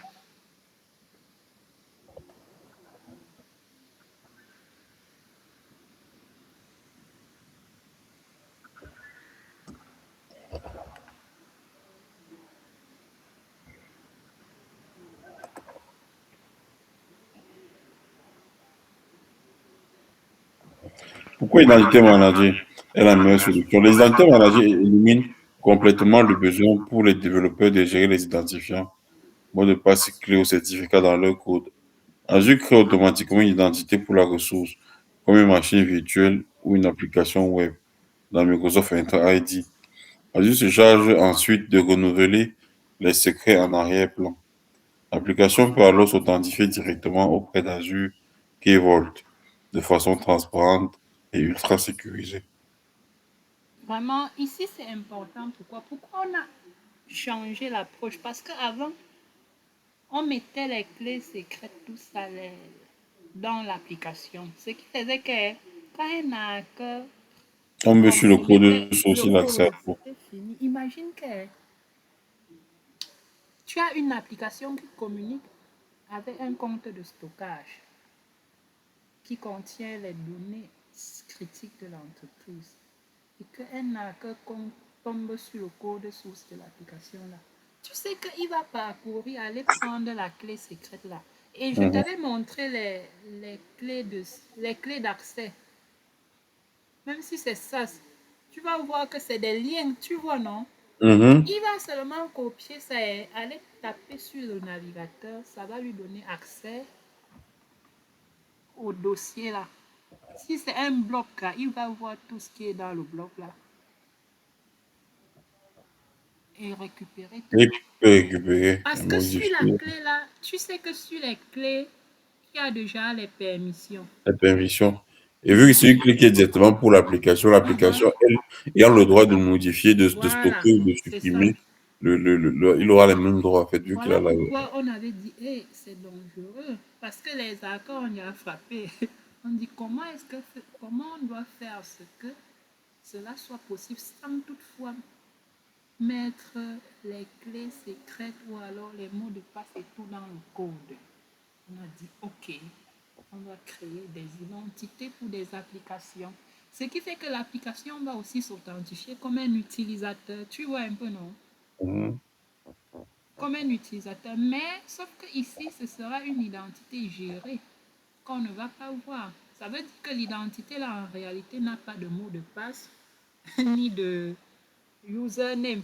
Mais c'est Oui. IA géré qui C'est contient de... Uh-huh. C'est un jeu qui gère automatiquement Voilà. l'identité. Mhm.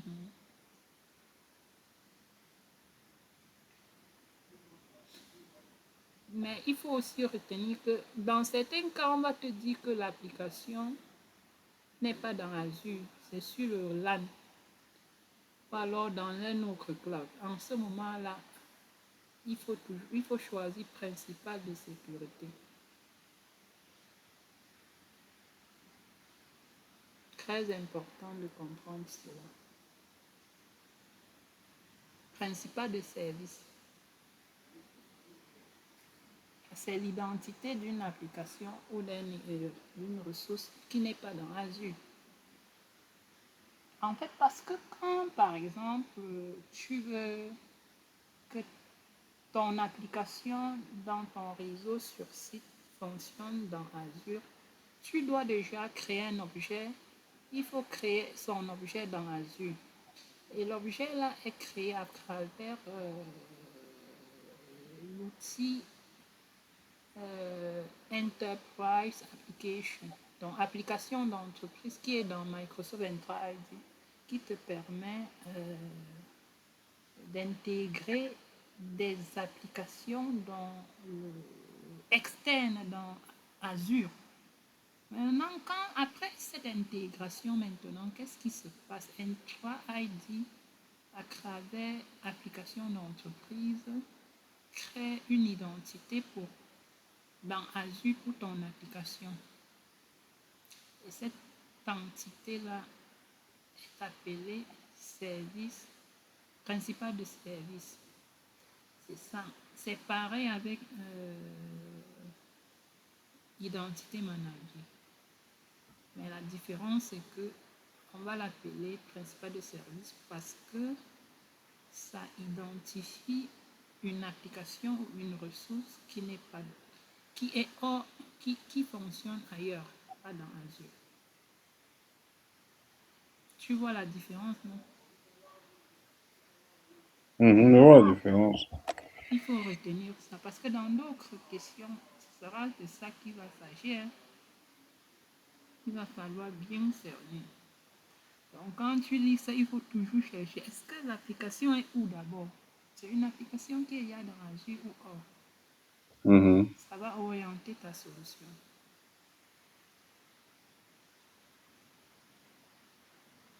Ok.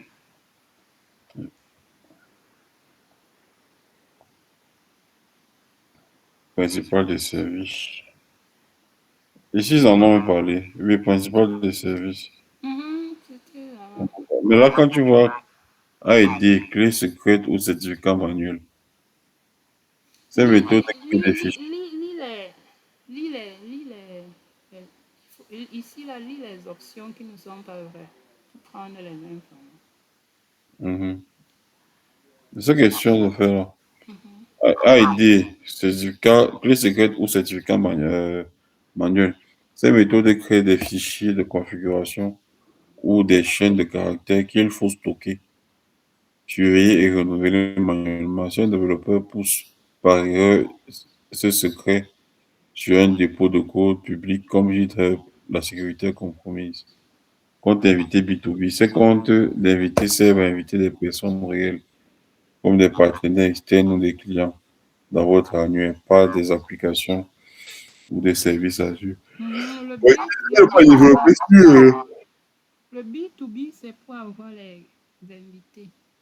Mhm. Bon. Imagine un utilisateur partenaire, peut-être tu travailles avec un partenaire ou tu as certains développeurs partenaires qui veulent accéder à ton système pour travailler sur une application web ou une base de données.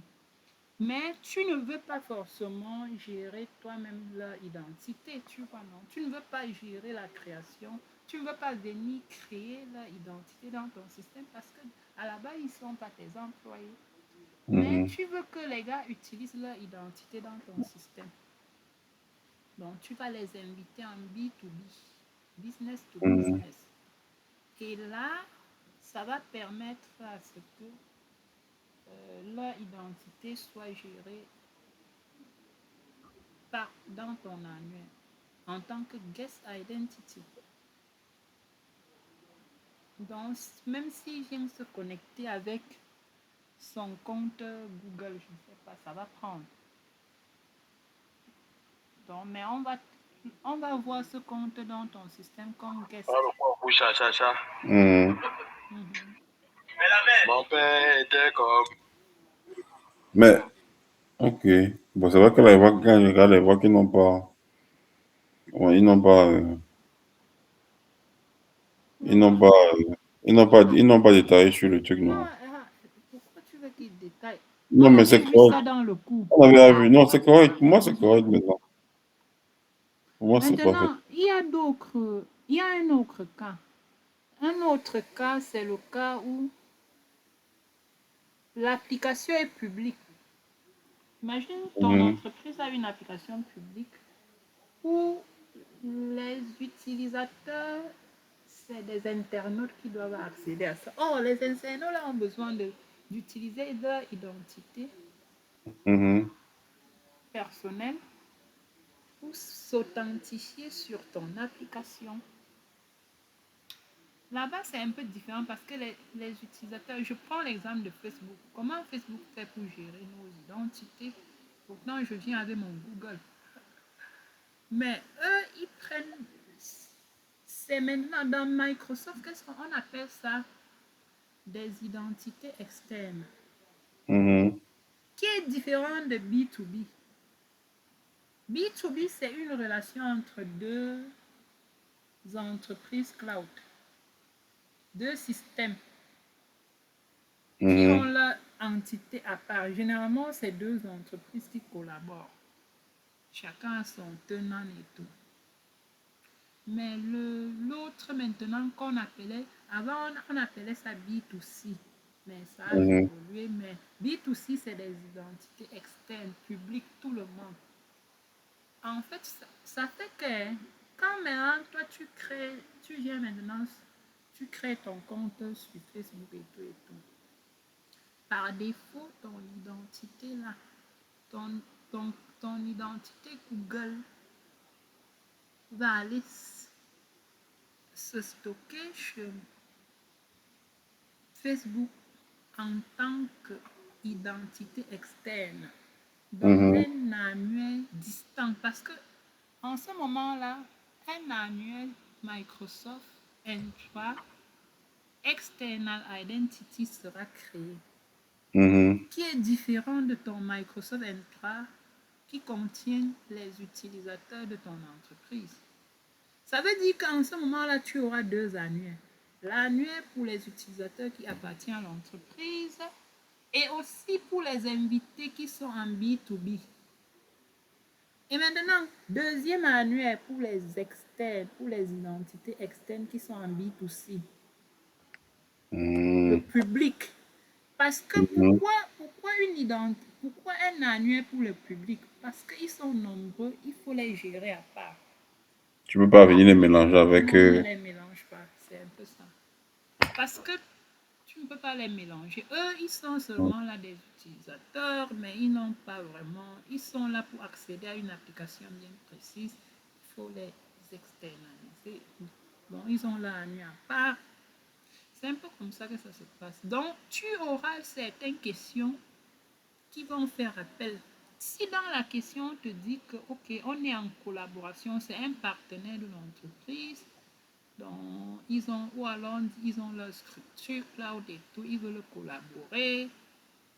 Collaboration, la réponse doit être B2B. Mais si on dit que l'application, c'est une application publique, on veut que tout le monde, le public, accède à ça, c'est que c'est le B2C, les Mhm. identités externes, c'est un peu ça. Il y aura aussi des questions comme ça qui peuvent venir. C'est important. Ouais. Ok.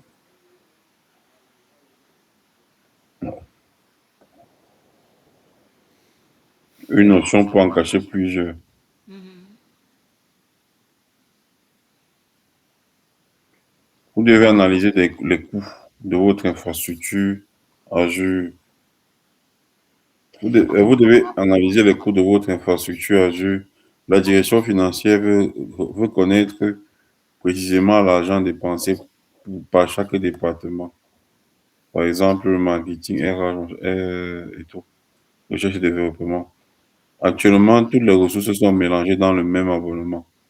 Quelle est la méthode la plus efficace pour organiser et filtrer les rapports de coûts sans déplacer les ressources ni modifier l'architecture réseau? Il faut déjà chercher à comprendre. Hmm. Qu'est-ce qu'on veut? On veut que quand je viens, il y a beaucoup de départements. Je dis, OK, j'aimerais savoir ce que, Combien chaque département? combien le département marketing a dépensé ce mois. Est-ce qu'ils ont respecté les objectifs liés au coût? Je fais la recherche dans COS. COS, on appelle ça comment là? Le gestionnaire des coûts Azure. Mhm. Il y a ça permet de relier tout le budget et tout. Mais tu peux aller là-bas maintenant, tu fais ta recherche selon, tu vas filtrer ta recherche sur le département marketing. Ça affiche directement tous les coûts affectés au département marketing. C'est très important. Maintenant, la question, c'est que comment est-ce qu'on implémente ça? Comment est-ce que, je vais encore t'expliquer, si on te dit que quand tu crées des ressources, il faut relier chaque ressource à son département. Ça veut dire que si tu es en train de créer une machine virtuelle, comment est-ce que tu vas faire pour relier cette ressource-là peut-être au département ressources humaines? Quelle est la notion qui permet de relier ça? Avant même de regarder les propositions, est-ce que tu peux me dire un truc? La notion qui permet de relier. Oui, c'est-à-dire que je veux que Mhm. quand tu crées une ressource, tu affectes la ressource là à un département bien précis. De telle façon que quand je prends la ressource, je peux savoir, ok, de telle façon que je peux aller faire la recherche et connaître, je peux aller dire que, ok, je veux les ressources qui appartiennent au département marketing et je vois. Mais c'est le rôle, non? C'est airbag, non? Non, Airbag, comment? Est-ce que Airbag donne les permissions, non? Est-ce que ce que j'ai Oui, dit là, c'est une permission? On veut seulement que ce n'est oui. pas une permission. Est-ce que ce que j'ai Attends. expliqué là, Oui. Attends, tu dis que tu veux savoir. en fait, on veut que quand Oui. on crée une ressource, Mhm. que la ressource là soit liée à un département précis. Ok, là, c'est les groupes de ressources. C'est géré par Microsoft Intra. Là, Non. Attends un peu. C'est Microsoft Intra qui gère les identités, non? Oui, oui, mais là, c'est pas les identités. On est dans l'abonnement déjà. Ça, c'est la gouvernance. Ça, c'est la gouvernance. Ah, lis les solutions d'abord. Peut-être ça va te rafraîchir la mémoire. Lis les solutions. On dit créer un groupe de ressources distinct pour chaque département et y placer toutes les ressources. Tu... Utiliser Mhm. les étiquettes avec des paires de clés département marketing sur chaque ressource. Déployer un outil de surveillance Azure Monitor pour chaque marché virtuel.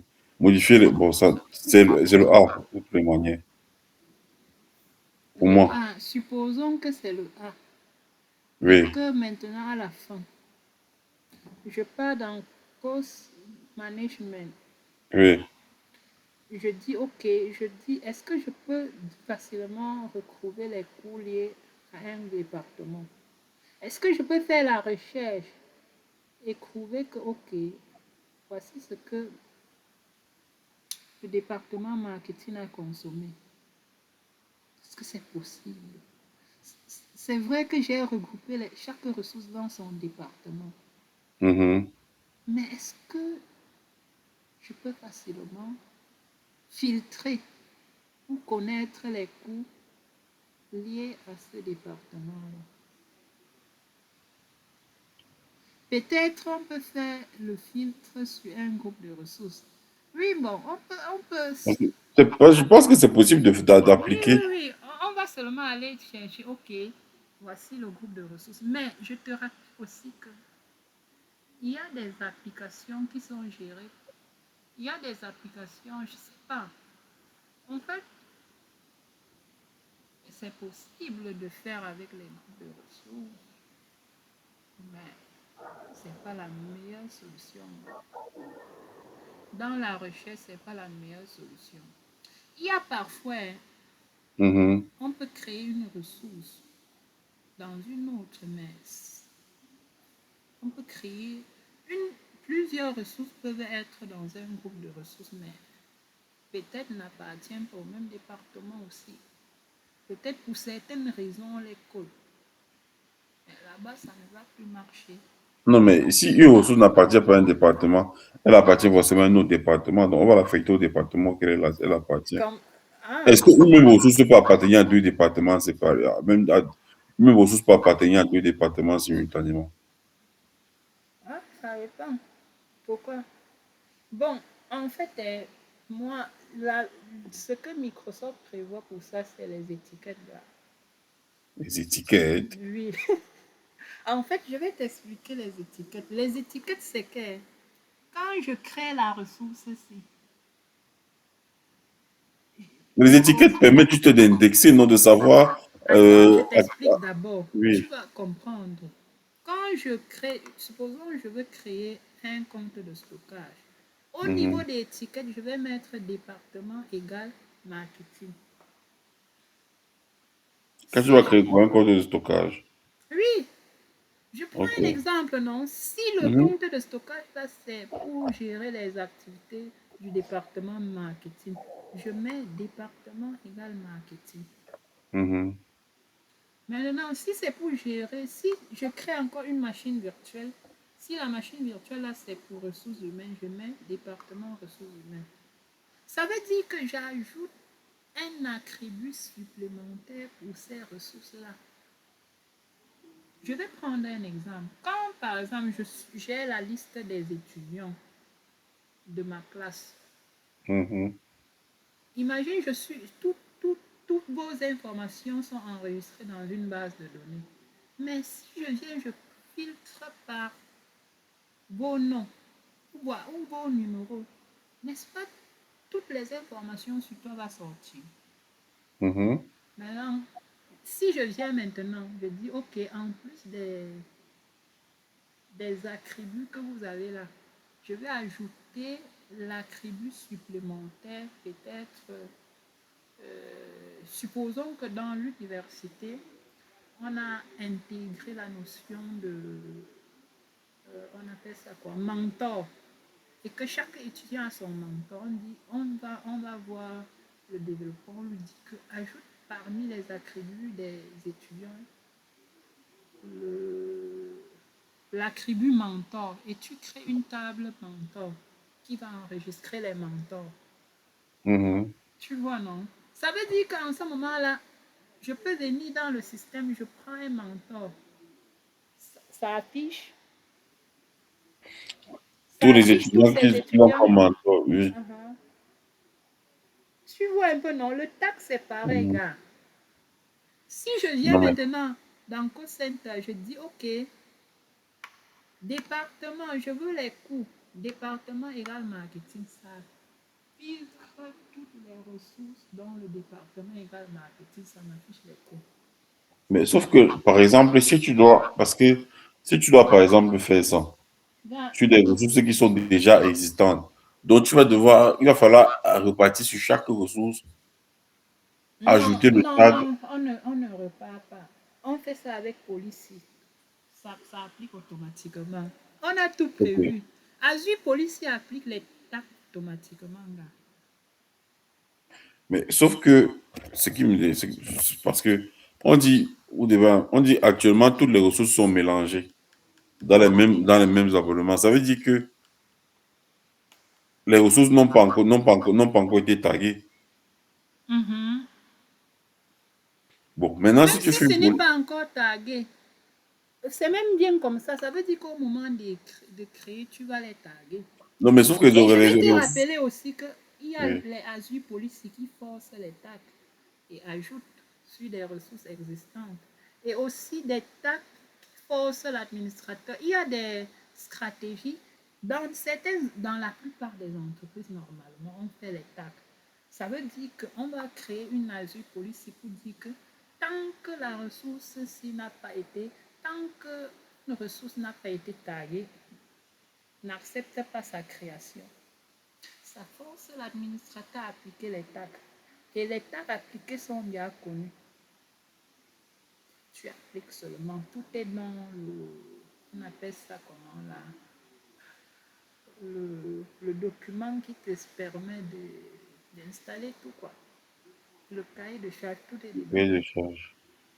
Bon, si ça n'a pas encore été tagué, et là maintenant, parce que c'est Non, comme ça que je me je dis. dis que Tu dis c'est qu'il y a une pour. agence policier Il y qui a permet de faire policier. des tags. Il y a un policier qui permet d'appliquer les tags. C'est pas un problème. Ton Ça veut dire- option groupe, premier groupe là, ça ne marche pas partout, gars. Je vais prendre, il y a des cas que ça ne peut pas marcher. Parce que le tag n'est pas seulement pour le département. Il y a d'autres. On peut pouvoir chercher aussi le cours par autre chose.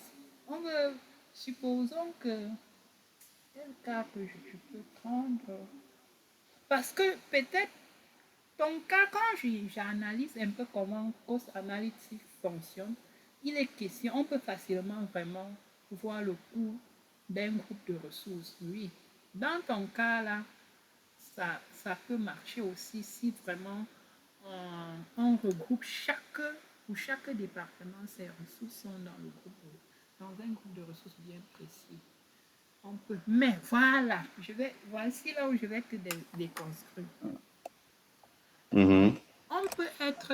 Tu sais que un département, ses ressources peuvent être dans plusieurs groupes de ressources. l'entreprise grandit à l'échelle, gars, voilà, voici un bon truc. Imagine que le département a peut-être plus de 20 groupes de ressources.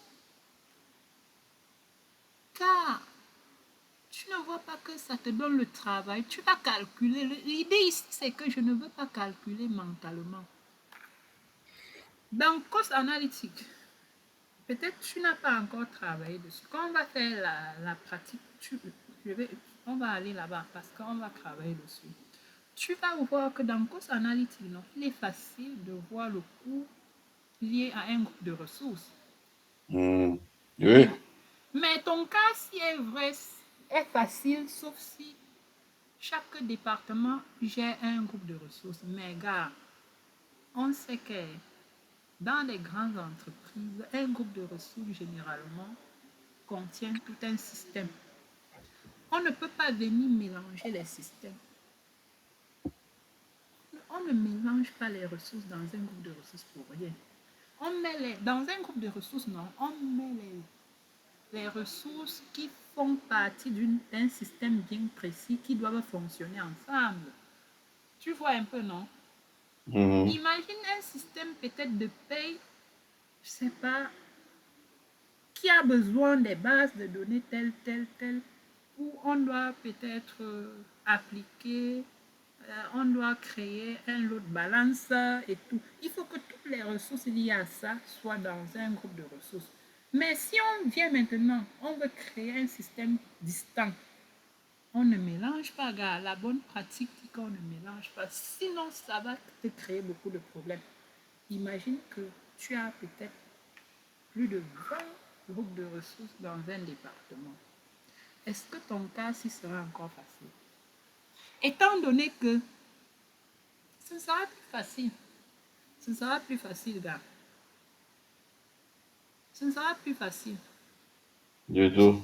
Parce que tu seras obligé d'utiliser la calculatrice et c'est ce qu'on ne veut pas. Tu vas maintenant prendre les coûts par groupe de ressources, prendre ta calculatrice et calculer.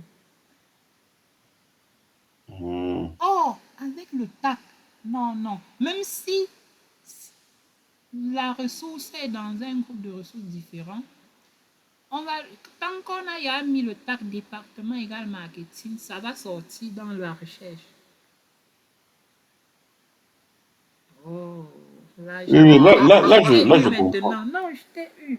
C'est ça, Non. tu ne peux pas discuter ici.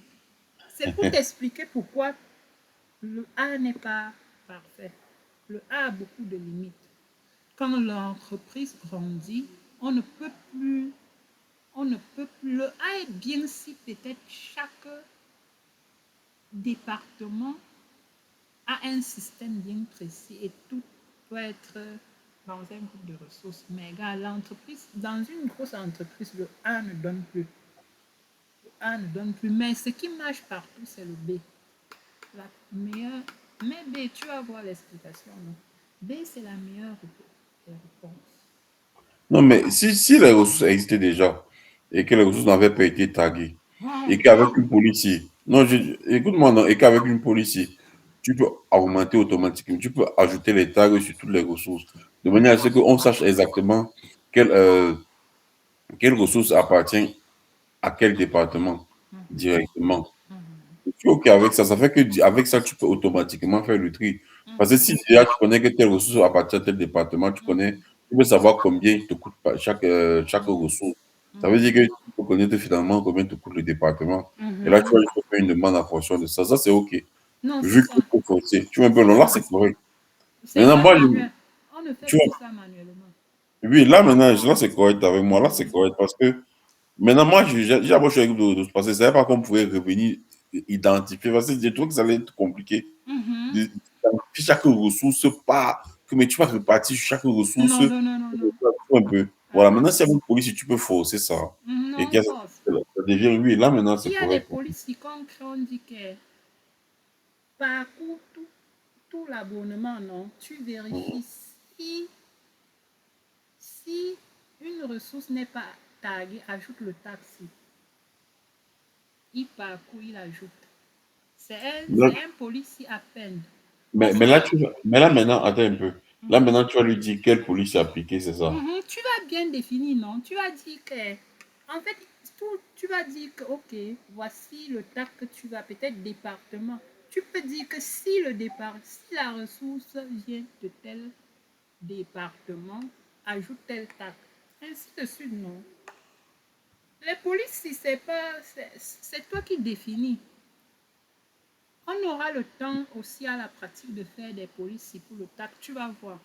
Il y a un TD pour ça. Hmm, Mhm. il y a le TAC a trois options, je crois, ou quatre. Il y a le TAC modifié. Ça vient, ça modifie un truc. Il y a le TAC ajout, qui ajoute des paramètres. Il y a le TAC maintenant audit, qui audite seulement le système. On va voir ça. Sur la pratique, tu vas mieux comprendre le taxi. Et il y a vraiment il y a un TD pour ça, où on force l'ajout des taxes. Il y en a. Ok.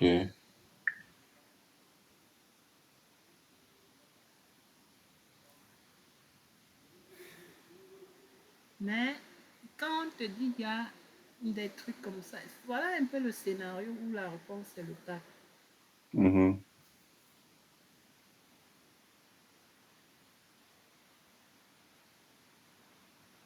Tu vois, on lit maintenant, tu comprends Ah, encore mieux. pourquoi les autres ressources ne conviennent pas? Ah, déplacer les ressources. Déplacer les ressources d'un groupe à un autre prend du temps. Cela peut casser les dépendances ou des scripts. Cela demande un gros effort administratif. Si Azure Monitor, bon, c'est à collecter les données de performance et les journaux d'erreur. Le Donc, CD, la gaz, ça non, demande je modifier les rôles. J'ai la sécurité et permission d'accès. Qui peut modifier quoi? Qui peut faire quoi? Restreindre les accès ne fournit pas de rapport de coût ni la direction financière. De rapport de coût à la direction financière. Maintenant, pourquoi les étiquettes tags sont les meilleures solutions? Les étiquettes ou les tags sont des paires de clés ou des valeurs attachées directement aux ressources, aux groupes de ressources et aux abonnements. Elles permettent de classer et organiser vos données de manière logique. Dans Azure Cost, dans Azure Cost Management, vous pouvez facilement filtrer et regrouper les graphiques de dépenses en fonction de ces étiquettes. Par exemple, afficher tous les coûts associés au département marketing. Cela répond parfaitement aux besoins de la finance sans toucher à la structure technique ou au réseau, à la structure technique ou au réseau des ressources. Ok, Mhm. C'est très flexible. mhm. C'est très pratique. Mhm. Votre entreprise souhaite inviter deux consultants externes à collaborer pour un projet. Ces consultants doivent utiliser leur propre adresse email professionnelle actuelle qui ne font pas partie de votre organisation pour se connecter à votre portail Azure et gérer un groupe de ressources spécifiques. Quelle fonctionnalité Microsoft Enter ID devez-vous utiliser pour leur donner accès? L'identité manager, la collaboration Microsoft Entra B2B, les locataires Microsoft Entra B2C, la synchronisation d'annuaire avec Microsoft Entra Connect. Je pense au B. Voilà. Tu vois que l'explication que j'ai expliquée là, précédent là, tu as compris. Mhm. C'est ses partenaires, c'est du B2B. Maintenant, ça pouvait être le B2C si c'était le Les public, clients. les clients publics, dans un large grand nombre de publics pour une application bien précise. Non, c'est le B. C'est le B. Ok. Vraiment, c'est cool. Moi, j'aime les questions si vraiment c'est comme ça que l'examen vient. Ça, Mhm. ça n'a rien à voir avec les questions de l'an la longa. C'est pas ça. Les Microsoft Language, c'est les questions de la classe.